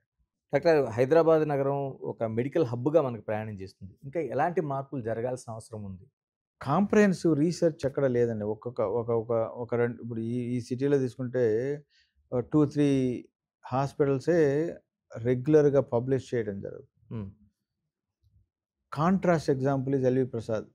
సంవత్సరానికి 200 పేపర్లు పబ్లిష్ చేస్తారు వాళ్ళు. మన దేశంలో ఏం జరుగుతుంది, మన ఇచ్చే ట్రీట్మెంట్, మన ప్రజలు ఎలా రెస్పాండ్ అవుతున్నారు, ఇదంతా కూడా కొంత వెస్ట్రన్ నుంచి మన నాలెడ్జ్ తీసుకొని చేస్తాం. అమెరికాలో ఎలా జరుగుతుంది కాబట్టి మనం ఇక్కడ చేస్తున్నాం. చాలా వాటిలో అది వర్కౌట్ అవ్వచ్చు, ఎందుకంటే human body has lot of Commons. But మనకుండే సోషల్ సర్కమ్స్టాన్సెస్లో, మనకుండే ఫైనాన్షియల్ కన్స్ట్రెయింట్స్లో కొత్త ఇన్నోవేషన్స్ ఏం తీసుకురావచ్చు. వాటి ద్వారా మన ప్రజల్లో ఈ స్టడీ జరిగితే, వాళ్ళ ఫాలో అప్ 10 years జరిగితే ఎలా వీళ్ళు రెస్పాండ్ అవుతున్నారు, ఎంతమంది పాజిటివ్గా ఉన్నారు, ఈ ఫండమెంటల్ రీసెర్చ్ అనేది చాలా ఇంపార్టెంట్. అది మనకి ఇంకా అంత దూరం రాలేదండి. Part of the reason is అసలు కాన్సెప్ట్లోనే ప్రాబ్లం ఉంది, ఏది మన ఎడ్యుకేషన్ కరికులంలో. రెండవది, రీసెర్చ్ ఎక్కువగా జరిగే కంట్రీస్లో వాళ్ళ research time is protected, paid. Okay. నేను పని చేస్తేనే నాకు శాలరీ వస్తుందనే కాన్సెప్ట్ పోయి ఆ 1 day, half a day research చేయాలి. At the end of the year నాకు నువ్వు 2 పేపర్స్ పబ్లిష్ చేస్తేనే నీకు ఇంక్రిమెంట్సో లేకపోతే ఇంకోటో ఇన్సెంటివైజేషన్ వస్తుంది. అది వస్తే డెఫినెట్గా మనం ఏమి ఇంటెలిజెన్స్లో తక్కువ లేదు, హార్డ్ వర్క్లో తక్కువ లేదు. It's just a matter of structure, ecosystem create చేయగలగాలి. Then things will be lot better. That is my fundamental deficiency in our country. మిగతాది టెక్నికల్గా ఏదైనా మనం చేసేయచ్చు, పెద్ద గ్యాప్ అసలు లేదు, ఆల్మోస్ట్ గ్యాప్ పెద్ద లేదు. డాక్టర్, ఇంకా కీలకమైంది వైద్యం ఖర్చు. ఇది చూసుకుంటే అంటే ఆరోగ్యశ్రీ కావచ్చు, లేకపోతే మిగతా స్కీమ్స్ కావచ్చు, ఇవి కానీ లేకపోతే పేదవాడి గుండె ఏమైపోయి ఉండేది ఫస్ట్? అంటే ఆడి గుండె అయిపోవాల్సిందేనా? అన్ఫార్చునేట్లీ మనకుండే సోషల్ సర్కమ్స్టాన్సెస్లో అది అలాగే ఉండేది 20 ఏళ్ల క్రితం. బట్ ఇవాళ నాకు చాలా పాజిటివ్ హోప్ ఉందండి. ఈ over a period of time ఈ ఈ ఆరోగ్యశ్రీ, ఆయుష్మాన్ భారత్ లేకపోతే కొన్ని కొన్ని స్టేట్స్‌లో వేరే రకాల స్కీమ్స్ ఇవన్నీ కూడా ఒక సింగిల్ అంబ్రెల్లా కింద వచ్చి హ్మ్. కన్సిస్టెంట్ పేమెంట్ సిస్టమ్ గనక రాగలిగితే అది డెఫినెట్‌గా వచ్చే అవకాశం ఉంది. వేరే రకంగా చేసే ఛాన్స్ లేదు. ఎందుకంటే మనకి ఫండమెంటల్‌గా ఎకానమీ పెరుగుతుంది. Disposable income in people's pockets పెరుగుతా ఉంది. అదేవిధంగా awareness about insurance, health problems గురించి కూడా డెఫినెట్‌గా కోవిడ్ వల్ల ఆ పాజిటివ్ చేంజ్ వచ్చింది సొసైటీలో. నేను కూడా ఇంకొక అనదర్ 5, 10 ఇయర్స్‌లో ఈ ఈ గవర్నమెంట్ సపోర్ట్ అయితే 100% చేయాల్సొస్తుంది. ఆ ఆయుష్మాన్ భారతా లేకపోతే మిగతావా కాంబినేషన్ అన్నీ ఒక అంబ్రెల్లా కిందకొస్తాయి అనేది political decision, how things evolve అనేది ఒకటి కొంత ఉంటది. అలా చేయగలిగితే ఒక ప్రిడిక్టబుల్ వేలో మన హెల్త్ కేర్ డెలివరీ ఉంటదండి. ఓకే. డెఫినెట్‌గా. అండ్ ప్రజలకు కూడా మంచి జరుగుతుంది. మన మన దురదృష్టం ఏంటంటే ఈ ఈ ఇటువంటి స్కీమ్స్ ఎవరికైతే నిజంగా ఎలిజిబిలిటీ ఉందో హ్మ్. వాళ్ళకంటే చాలా ఎక్కువ మంది దానిలో ఎన్రోల్ అయ్యి ఉన్నారు. కరెక్టే. మనకి ఆరోగ్యశ్రీ దానికి ఎగ్జాంపుల్ మనకి. అదే ఎగ్జాంపుల్ కదా! సో, అందువల్ల అవన్నీ కూడా ఆ హెచ్చుతగ్గులు నేను అనుకోవడం ఇంట్రడ్యూస్ చేసి ఒక జనరేషన్ మారిన తర్వాత ఆ మార్పులొచ్చేస్తే కొంత ఫైనాన్షియల్ సెక్యూరిటీ కంట్రీ జీడీపీ పెరిగే కొద్దీ లోవర్ స్ట్రాటాలో కూడా ఫైనాన్షియల్ సెక్యూరిటీ గనక వస్తే ఆటోమేటిక్‌గా సొసైటీ చేంజ్ అవుతుంది. డాక్టర్ గారు ప్రభుత్వ ఆసుపత్రికెళ్తే అక్కడ సరైన వైద్యం జరుగుతుందో లేదని నమ్మకం లేని భయం. ప్రైవేట్ హాస్పిటల్‌కి వెళ్ళామనుకోండి అక్కడ బిల్లు చెల్లించగలమా లేదని ఒక భయం. ఈ 2 భయాల మధ్య ఒక సమన్వయం ఏమైనా కుదిరే అవకాశం ఉందా అసల? ఎలా? గవర్నమెంట్ హాస్పిటల్స్ గురించి నేను కామెంట్ చేయలేనండి. అంటే హౌ దట్ స్ట్రక్చర్ ఇవాల్వ్డ్ నేను అంటే అసలు ఎక్కడ పబ్లిక్‌లో పని ఉన్నదే. చేయలేదు. ఇప్పుడు మీకు ఎన్ని సౌకర్యాలు ఇచ్చినా, అవును. ఏమిచ్చినా వాడికి ఆ నమ్మకం అనేది ఆళ్ళు తీసుకురాలేకపోయారు చాలా అవును. వరకు. అవును. దీని అందరికీ ఫండమెంటల్‌గా, ఫైనల్‌గా అదే ఆన్సర్ అవుతుందండి. Single umbrella government schemes hmm. And consistency in payments గనుకుంటే, ప్రైవేట్ హాస్పిటల్స్ కూడా చాలామంది ఆ స్కీమ్‌లో చేసేవాళ్ళు రెడీగా ఉన్నారు. హ్మ్. డెఫినెట్‌గా. సార్ ప్రైవేట్ వైద్యానికి సంబంధించి అంటే అటు టెస్ట్‌లు కావచ్చు, లేకపోతే మందులు కావచ్చు. వైద్యం కోసం నేను మాట్లాడట్లేదు. డాక్టర్లు సైతం టార్గెట్లు ఇచ్చే పరిస్థితి మనకి కనిపిస్తుంది. దీన్ని ఎలా చూడాల్సిన అవసరం ఉంది? ఇది యాక్చువల్‌గా ఆహ్, ప్రజలు కూడా వచ్చి అడుగుతున్నారు, "సార్ నాకు అక్కడ వేరే హాస్పిటల్‌లో చేశారండి. మళ్ళా యాంజియో చేయండి సార్" అంటారు. హ్మ్. ఎందుకండి అని అడుగుతాను. అడిగితే, "మరి నాకు నమ్మకం లేదు సార్ అక్కడ వేరే వేరే రకాలుగా మాట్లాడుతున్నారండి" అని చెప్తారు. చాలా అసలు సొసైటీలోనే అది తప్పు విషయం. డాక్టర్ అనేవాడు ఏదో లేని దాన్ని క్రియేట్ చేసో, లేకపోతే ఈ పేషెంట్‌కి మనం ఆపరేషన్ చేస్తే మనకు డబ్బులొస్తాయనే దాంతోటి ఆ యాంజియోగ్రామ్ మార్చేవాడు ఎవడో ఉండడు. ఎందుకంటే హ్మ్. డిజిటల్ అది. అవును. నువ్వు యూ కెనాట్ చేంజ్. హ్మ్. ఆ ప్రజల్లో అటువంటి అపనమ్మకం ఉంది ఒకటి. అది మా మా హాస్పిటల్స్, ఇండివిడ్యువల్ డాక్టర్స్ కూడా దాన్ని చేంజ్ చేయాల్సిన అవసరం ఉంది. ఓకే. మీరన్న ఎక్కువగా టెస్టులు రాస్తే మనకి హాస్పిటల్ వాళ్ళు నన్ను బాగా చూసుకుంటారు. అటువంటి కాన్సెప్ట్ కొన్ని హాస్పిటల్స్‌లో ఉండొచ్చు. కొంతమంది డాక్టర్‌లో ఉండొచ్చు. ఉన్నాయండి. బట్ నడుస్తున్నాయి. దట్ ఈస్ నాట్ యూనిఫార్మ్ ఒకటి. 2 అవును. బిగట్రీ అంటారు దాన్ని. లేతే ఒక రకమైన మోసం అనో లేపోతే హ్మ్. ప్రతి రకమైన సొసైటీలో ఇది ఉందండి. ఇందాక జెప్పాను గదా! ఆరోగ్యశ్రీ అందరికీ అవసరం లేదు. అవును. అందరూ చేసుకుంటున్నారు. అవును. దాని గురించి ఎవరు ప్రశ్నించట్లేదు. అవును. డాక్టర్ అనేవాడు గూడా మనిషే. అతనికి గూడా కొన్ని రకాల ఆహ్, అవును. మైండ్‌సెట్ ప్రాబ్లమ్స్ ఉంటాయి. అవును. వాళ్ళని మాత్రం ప్రశ్నిస్తున్నారు. సో, నేననేదేంటంటే దీనిలో కొంత ఆహ్, మనకి ఎక్కడ మంచి జరుగుతుందని అక్కడ you should start believing those people. మనకుండే ఆహ్, డి మిస్‌బిలీఫ్‌ని ప్రతి చోట అప్లై చేయకూడదు. దానివల్ల మనకే కదా నష్టం ఫైనల్‌గా. హ్మ్. డాక్టర్ గారు నిజంగానే ఒక 5 టెస్టులు ఎక్స్‌ట్రా అవును. రాసాడు. కానీ నా ఆరోగ్యం కోసమేగా నేనెళ్ళింది. హ్మ్. ఆహ్, అండ్ ఇది ఎంతమంది చేస్తున్నారు నిజంగా? ఒక 5% 10% ఉంటే దాన్ని మొత్తం అవును. హోల్ మెడికల్ కమ్యూనిటీకి అప్లై చేయకూడదుగా. అవును. సో, అదే అవుతుందిప్పుడు. ఈ రకంగా ఇటువంటి లాజికల్ వే ఆలోచిస్తే ఆ connection between doctor and society break అవ్వదు. ప్రతిదాన్ని ఆలోచిస్తుంటే మాత్రం డెఫినిట్‌గా బ్రేక్ అవుతది. ఫైనల్‌గా నష్టపోయేది జబ్బున్న మనిషి, ప్రజ, డాక్టర్ కాదు. Hmm. So there need to be some reconciliation అనేది ఉండాలి సొసైటీకిను మెడికల్ ప్రొఫెషన్.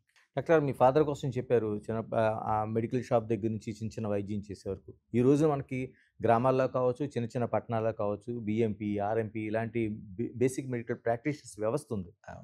వీళ్ళని ఒక దొంగలుగా ముద్ర వేసి కేసులు నమోదు చేస్తున్నారు, ఇలాంటివి జరుగుతుంది. అంటే నిజంగా ఈ వ్యవస్థ ఉండాల్సిన అవసరం ఉందా? ఎలా ఉండాలి? అంటే ఒరిజినల్‌గా మీకు గనక దాని హిస్టరీలోకి వెళ్తే ఆర్ఎంపీలు, పీఎంపీలు ఇవన్నీ కూడా కోస్టల్ డిస్ట్రిక్ట్స్‌లో ఇక్కడ కూడా జరిగి ఉంటుంది అది. కోస్టల్ డిస్ట్రిక్ట్స్‌లో ఒక్కొక్క ఊళ్ళో ఒక పెద్ద ఎంబీబీఎస్ డాక్టర్ ఉండి హ్మ్. ఈ కాంపౌండర్‌లను కుర్రాళ్ళని కొంతమంది 10th క్లాస్ చదివిన వాళ్ళనో ఎవరినో ట్రైన్ చేసి ఇంజెక్షన్‌లు ఇచ్చే పరిస్థితికి, కొన్ని సింపుల్ డయేరియాకి వాటికి వీటికి ఉండే పరిస్థితికి ఇచ్చి వాళ్ళని ఊళ్ళలోకి పంపించేవారు. ఎందువల్లంటే ఎస్పెషల్లీ రామచంద్రారెడ్డి గారు ప్రజా వైద్యశాలని నెల్లూరులో ఉందండి. ఓకే. ఆయన ఇలా ట్రైన్ చేసి ఆయన communist.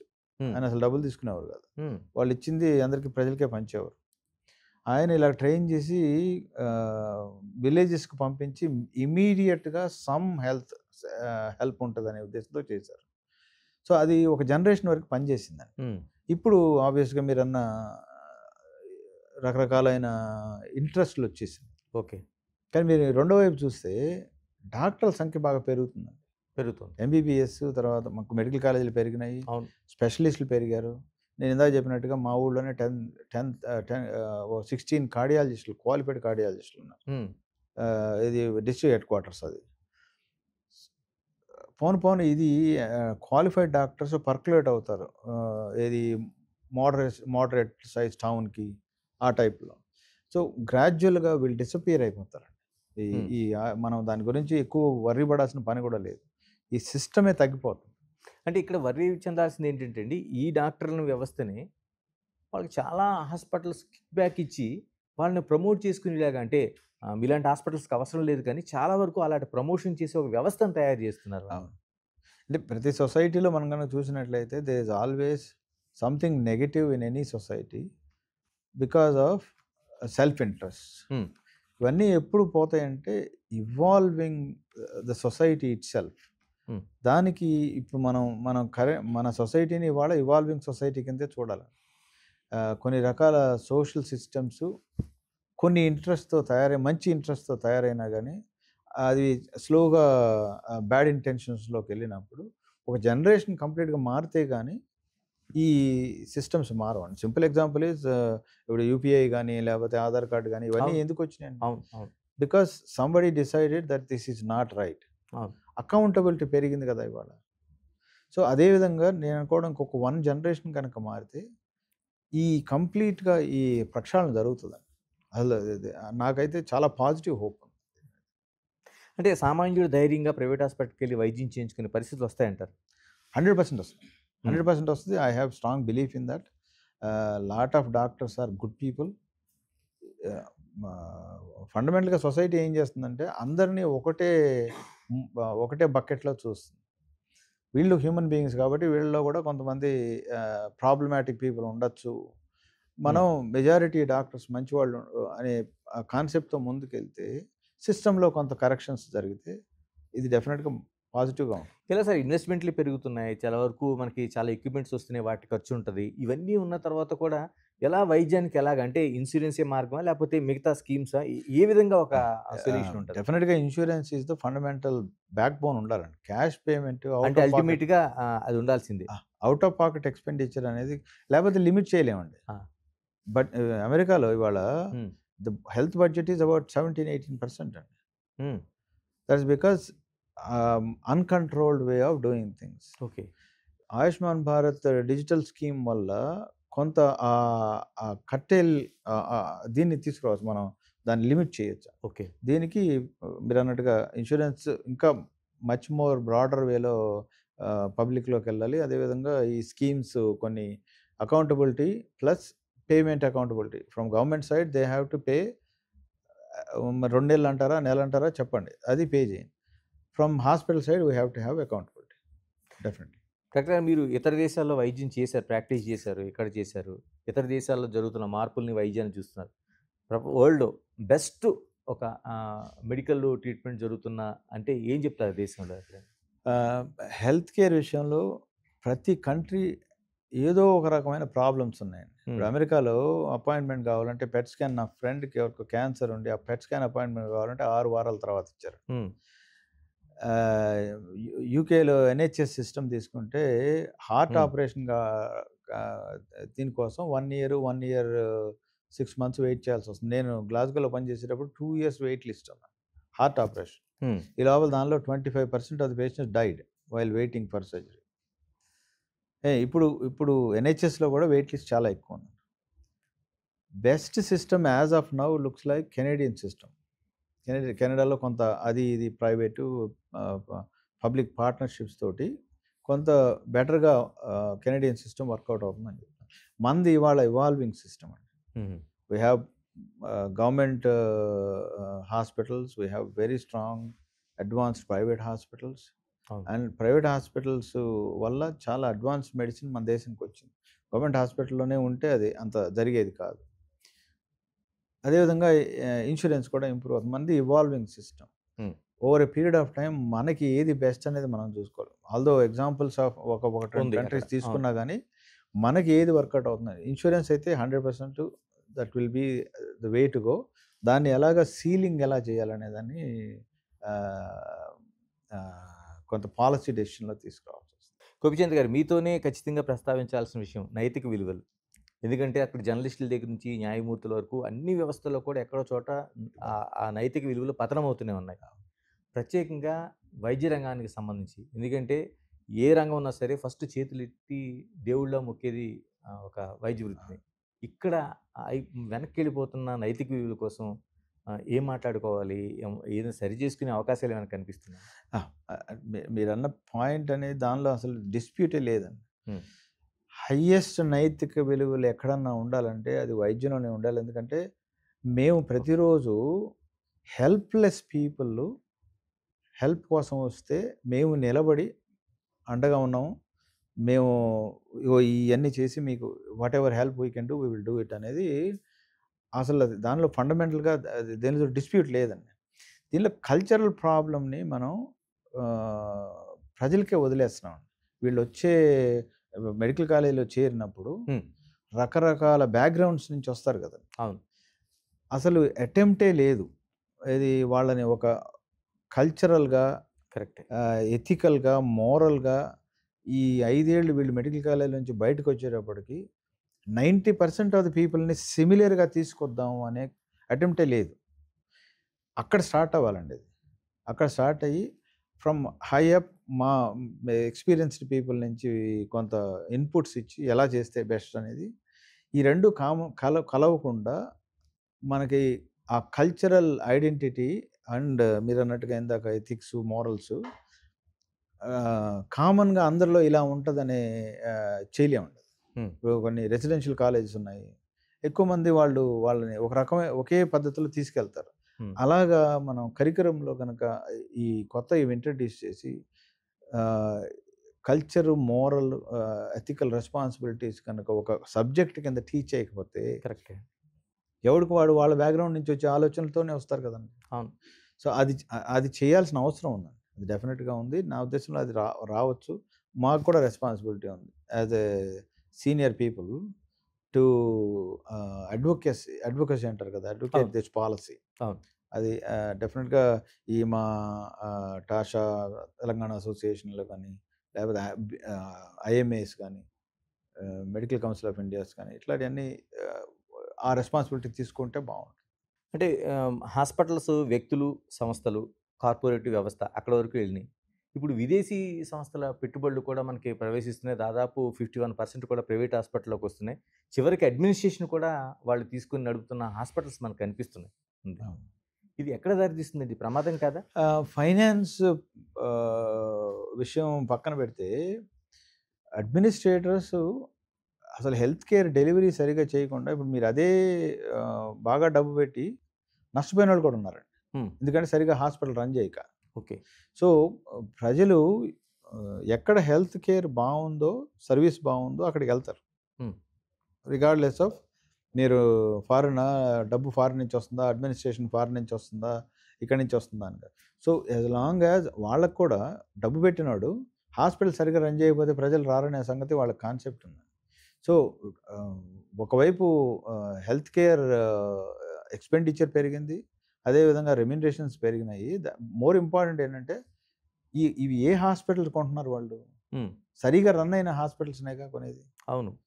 Which means that they ప్రజలకు సరైన హెల్త్ సర్వీసెస్ అందకుండా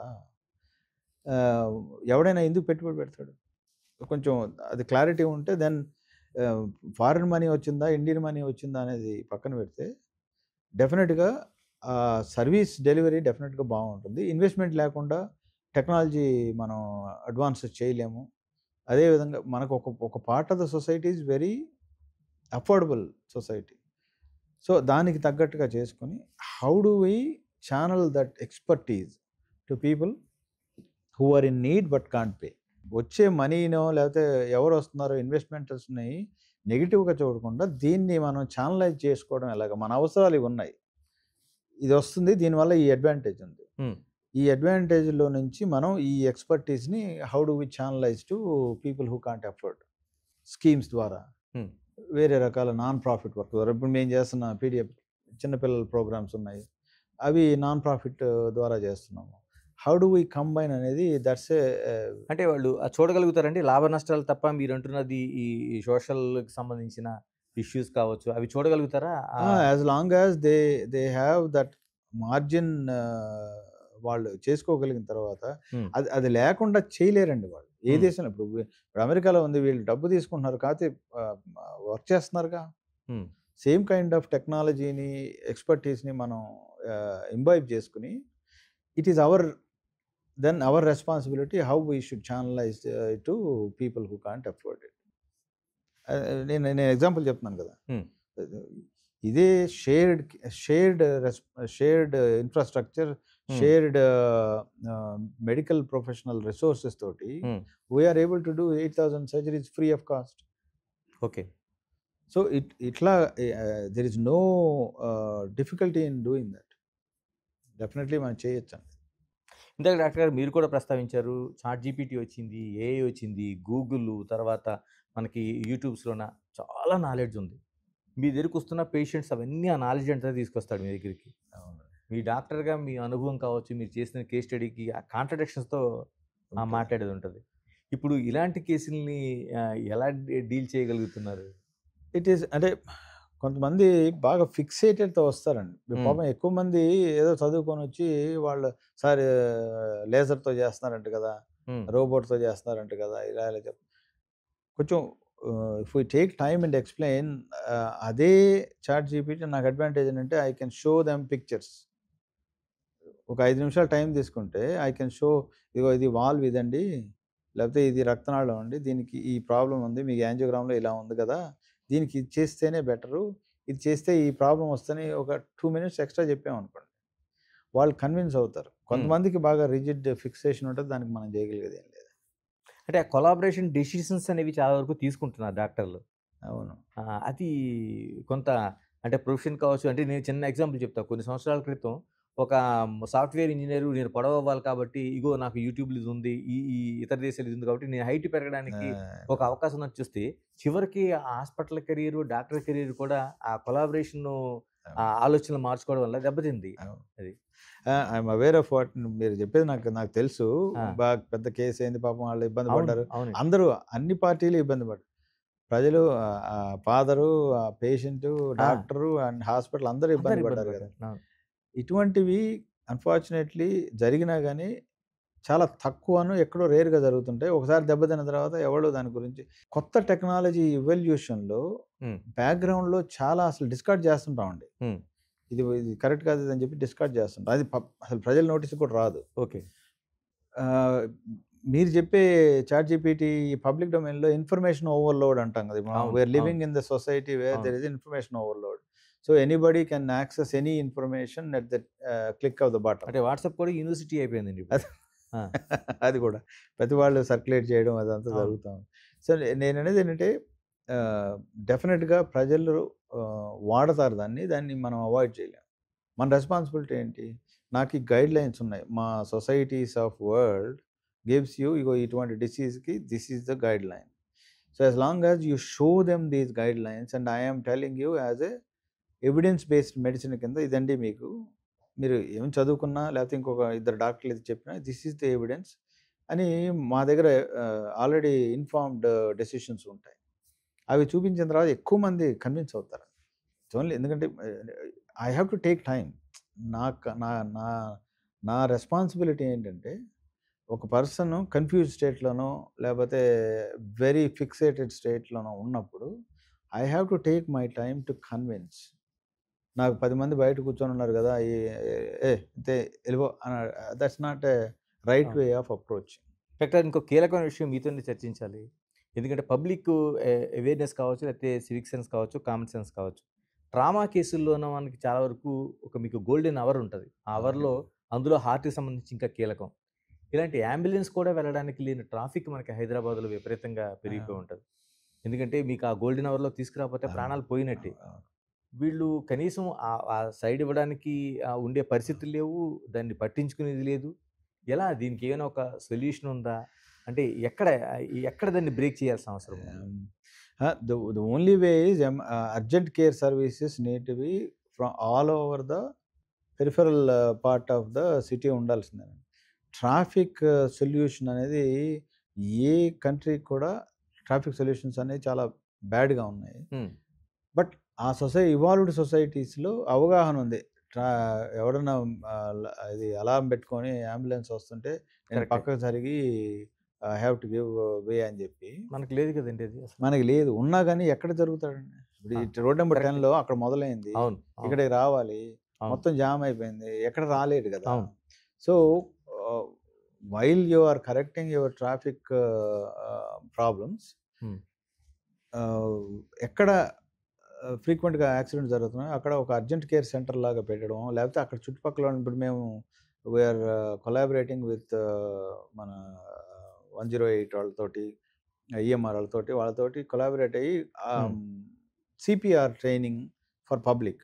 ఇప్పుడు మా హాస్పిటల్‌లో మా ఎమర్జెన్సీ టీము దాదాపు 5000 పీపుల్‌కి police personnel, securities of gated communities, కొంతమంది ఇంట్రెస్టెడ్ ప్రైవేట్ సిటిజన్స్ వీళ్ళందరికీ ట్రైనింగ్ ఇస్తున్నాం.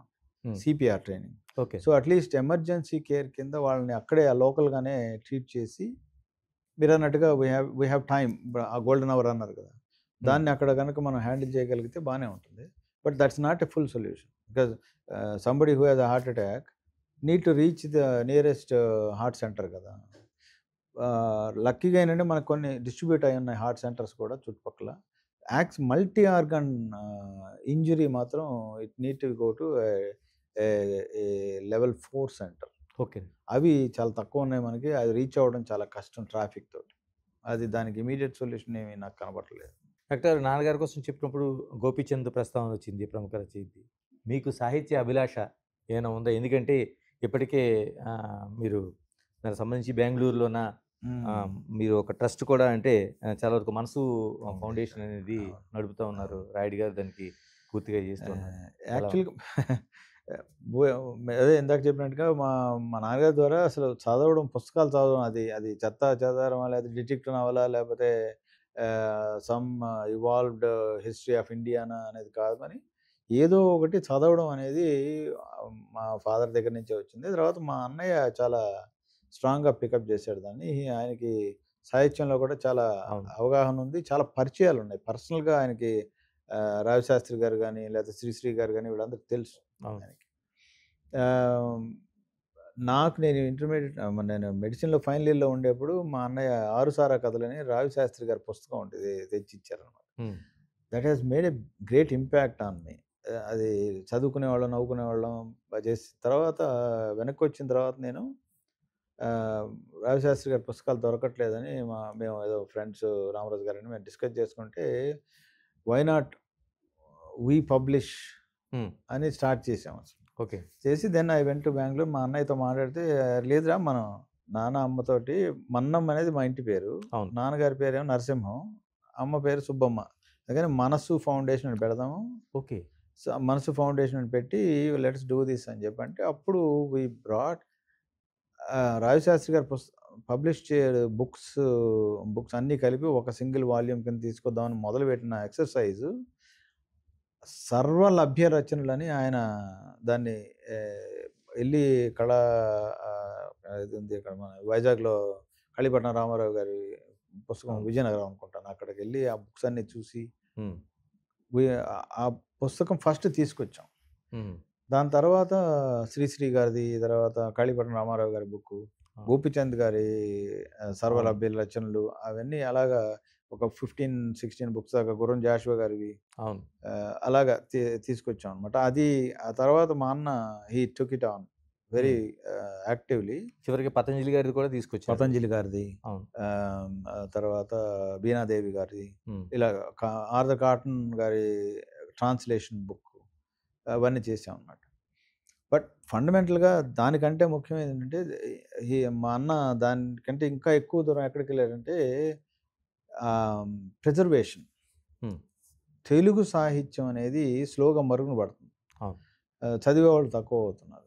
సో చదువున్నామనే ఇంట్రెస్ట్ ఉన్న వాళ్ళకి యాక్సెస్ లేదు. అండ్ కొంతకాలానికి ఆ పేపర్లు పుస్తకాలు కూడా పోతాయి అని చెప్పి ఆయన డిజిటైజ్ చేయడం స్టార్ట్ చేశారు.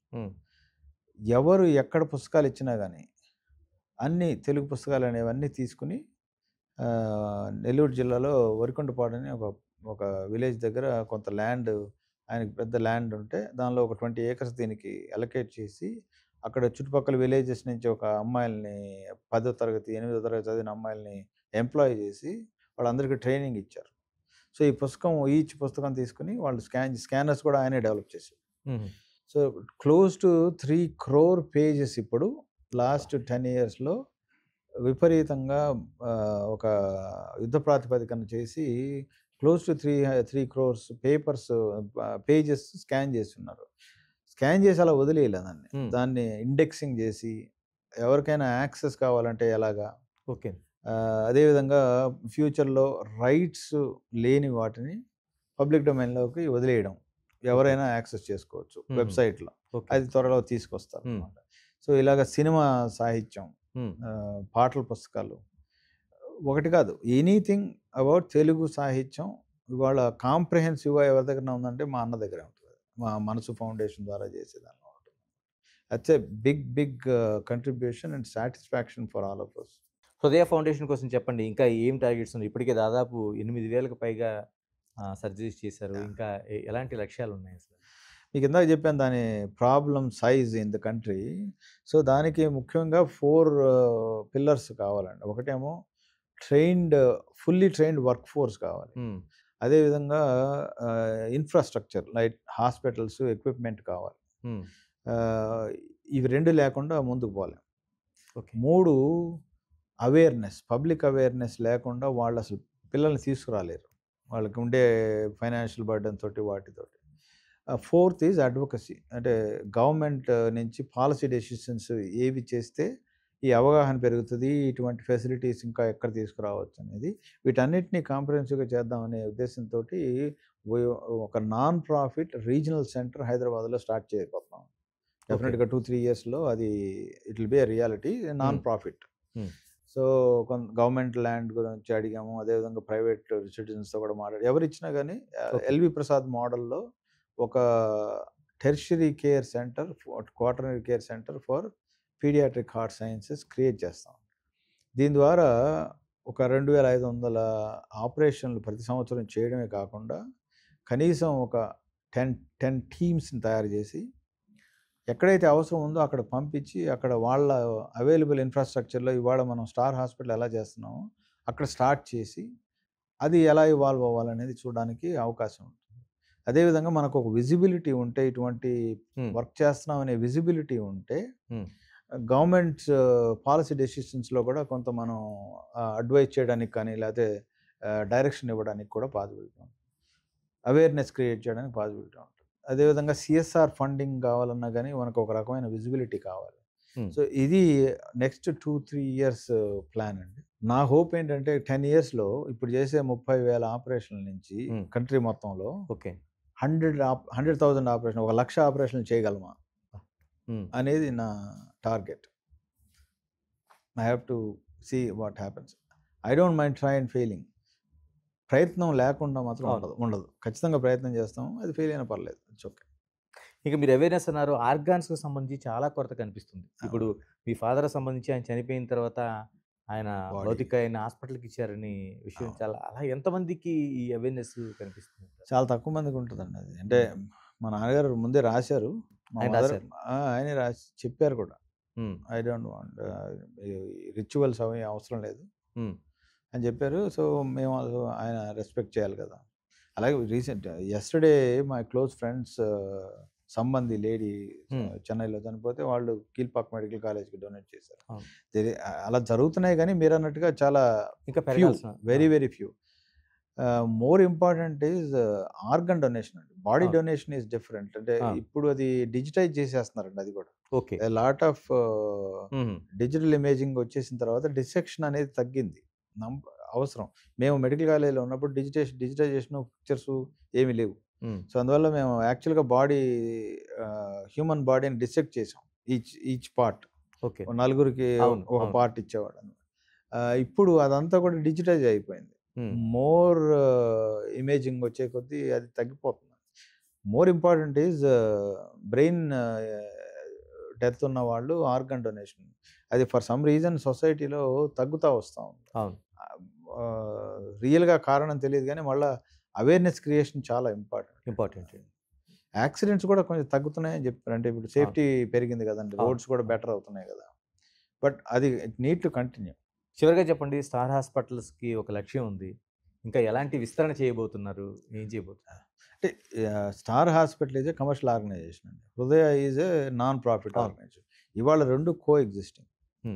ముందుకు పోయే కొద్దీ కూడా మేము ఎక్స్పాన్షన్ గురించి ప్లాన్ చేస్తున్నాము. డెఫినెట్గా ఆంధ్రాలో చాలా స్ట్రాంగ్ పుష్ ఉంది మా వచ్చి పెట్టమని చెప్పి. ఎందుకంటే నేను డాక్టర్ రమేష్ మేము ఇద్దరం అక్కడి నుంచి వచ్చిన వాళ్ళమే. సో డెఫినెట్గా ఆంధ్రాలో డెఫినెట్గా ఎక్స్పాన్షన్ ఉంటుంది. అదర్ జియోగ్రఫీస్ కూడా మేము వీఆర్ లుకింగ్ ఎట్. ఎందుకంటే ఇవాళ హెల్త్ కేర్, సరైన డెలివరీ ఉండే హెల్త్ కేర్ ఎక్కడైనా డిమాండ్ ఉంది. మనకుండే 1.5 బిలియన్ పీపుల్లో హెల్త్ ప్రాబ్లం అనేది చాలా ఎక్కువ వస్తున్నాయి, ఇందాక మనం అనుకున్న కారణాల వల్ల. సో సరైన నైతిక విలువలు ఉన్న హాస్పిటల్కి ఎప్పుడూ డిమాండ్ ఉంటుంది. అండ్ లక్కీగా మేము అట్రాక్ట్ చేసే ప్రొఫెషనల్స్ కూడా అటువంటి మైండ్ సెట్ తోటే వచ్చిన వాళ్ళు ఉన్నారు. ఇవాళ మా అట్రిషన్ చాలా చాలా తక్కువ. అదంతా because of the culture that all of us share together. So అది ఆ కల్చర్ని ప్రిజర్వ్ చేసుకుంటూ డెఫినెట్గా విదిన్ 5 yearsలో డెఫినెట్గా ఒక 1500 బెడ్స్కి వెళ్ళిపోదామని మాత్రం ఐడియా ఉంది. థ్యాంక్ యూ అండి, thank you very much. Thank you very much for all your questions. Thank you. ఇది టోటల్గా మనకి కనిపిస్తుంది, నైతిక విలువలతో అది ప్రైవేట్ వైద్యం కావచ్చు, వ్యాపారం కావచ్చు, ఏం చేసినా ఆ లక్ష్యం వైపు ప్రజలు వెళ్తారు. మరోవైపు చాలా తొందరలోనే, అంటే జరుగుతున్న మార్పుల నేపథ్యంలో ప్రైవేటు ఆసుపత్రికి ఒక సామాన్యుడు ధైర్యంగా వచ్చి వైద్యం చేయించుకునే రోజులు ఖచ్చితంగా వస్తాయనేది గోపీచంద్ గారు నిశ్చితమైన అభిప్రాయం. Keep watching big TV. This is Ganesh.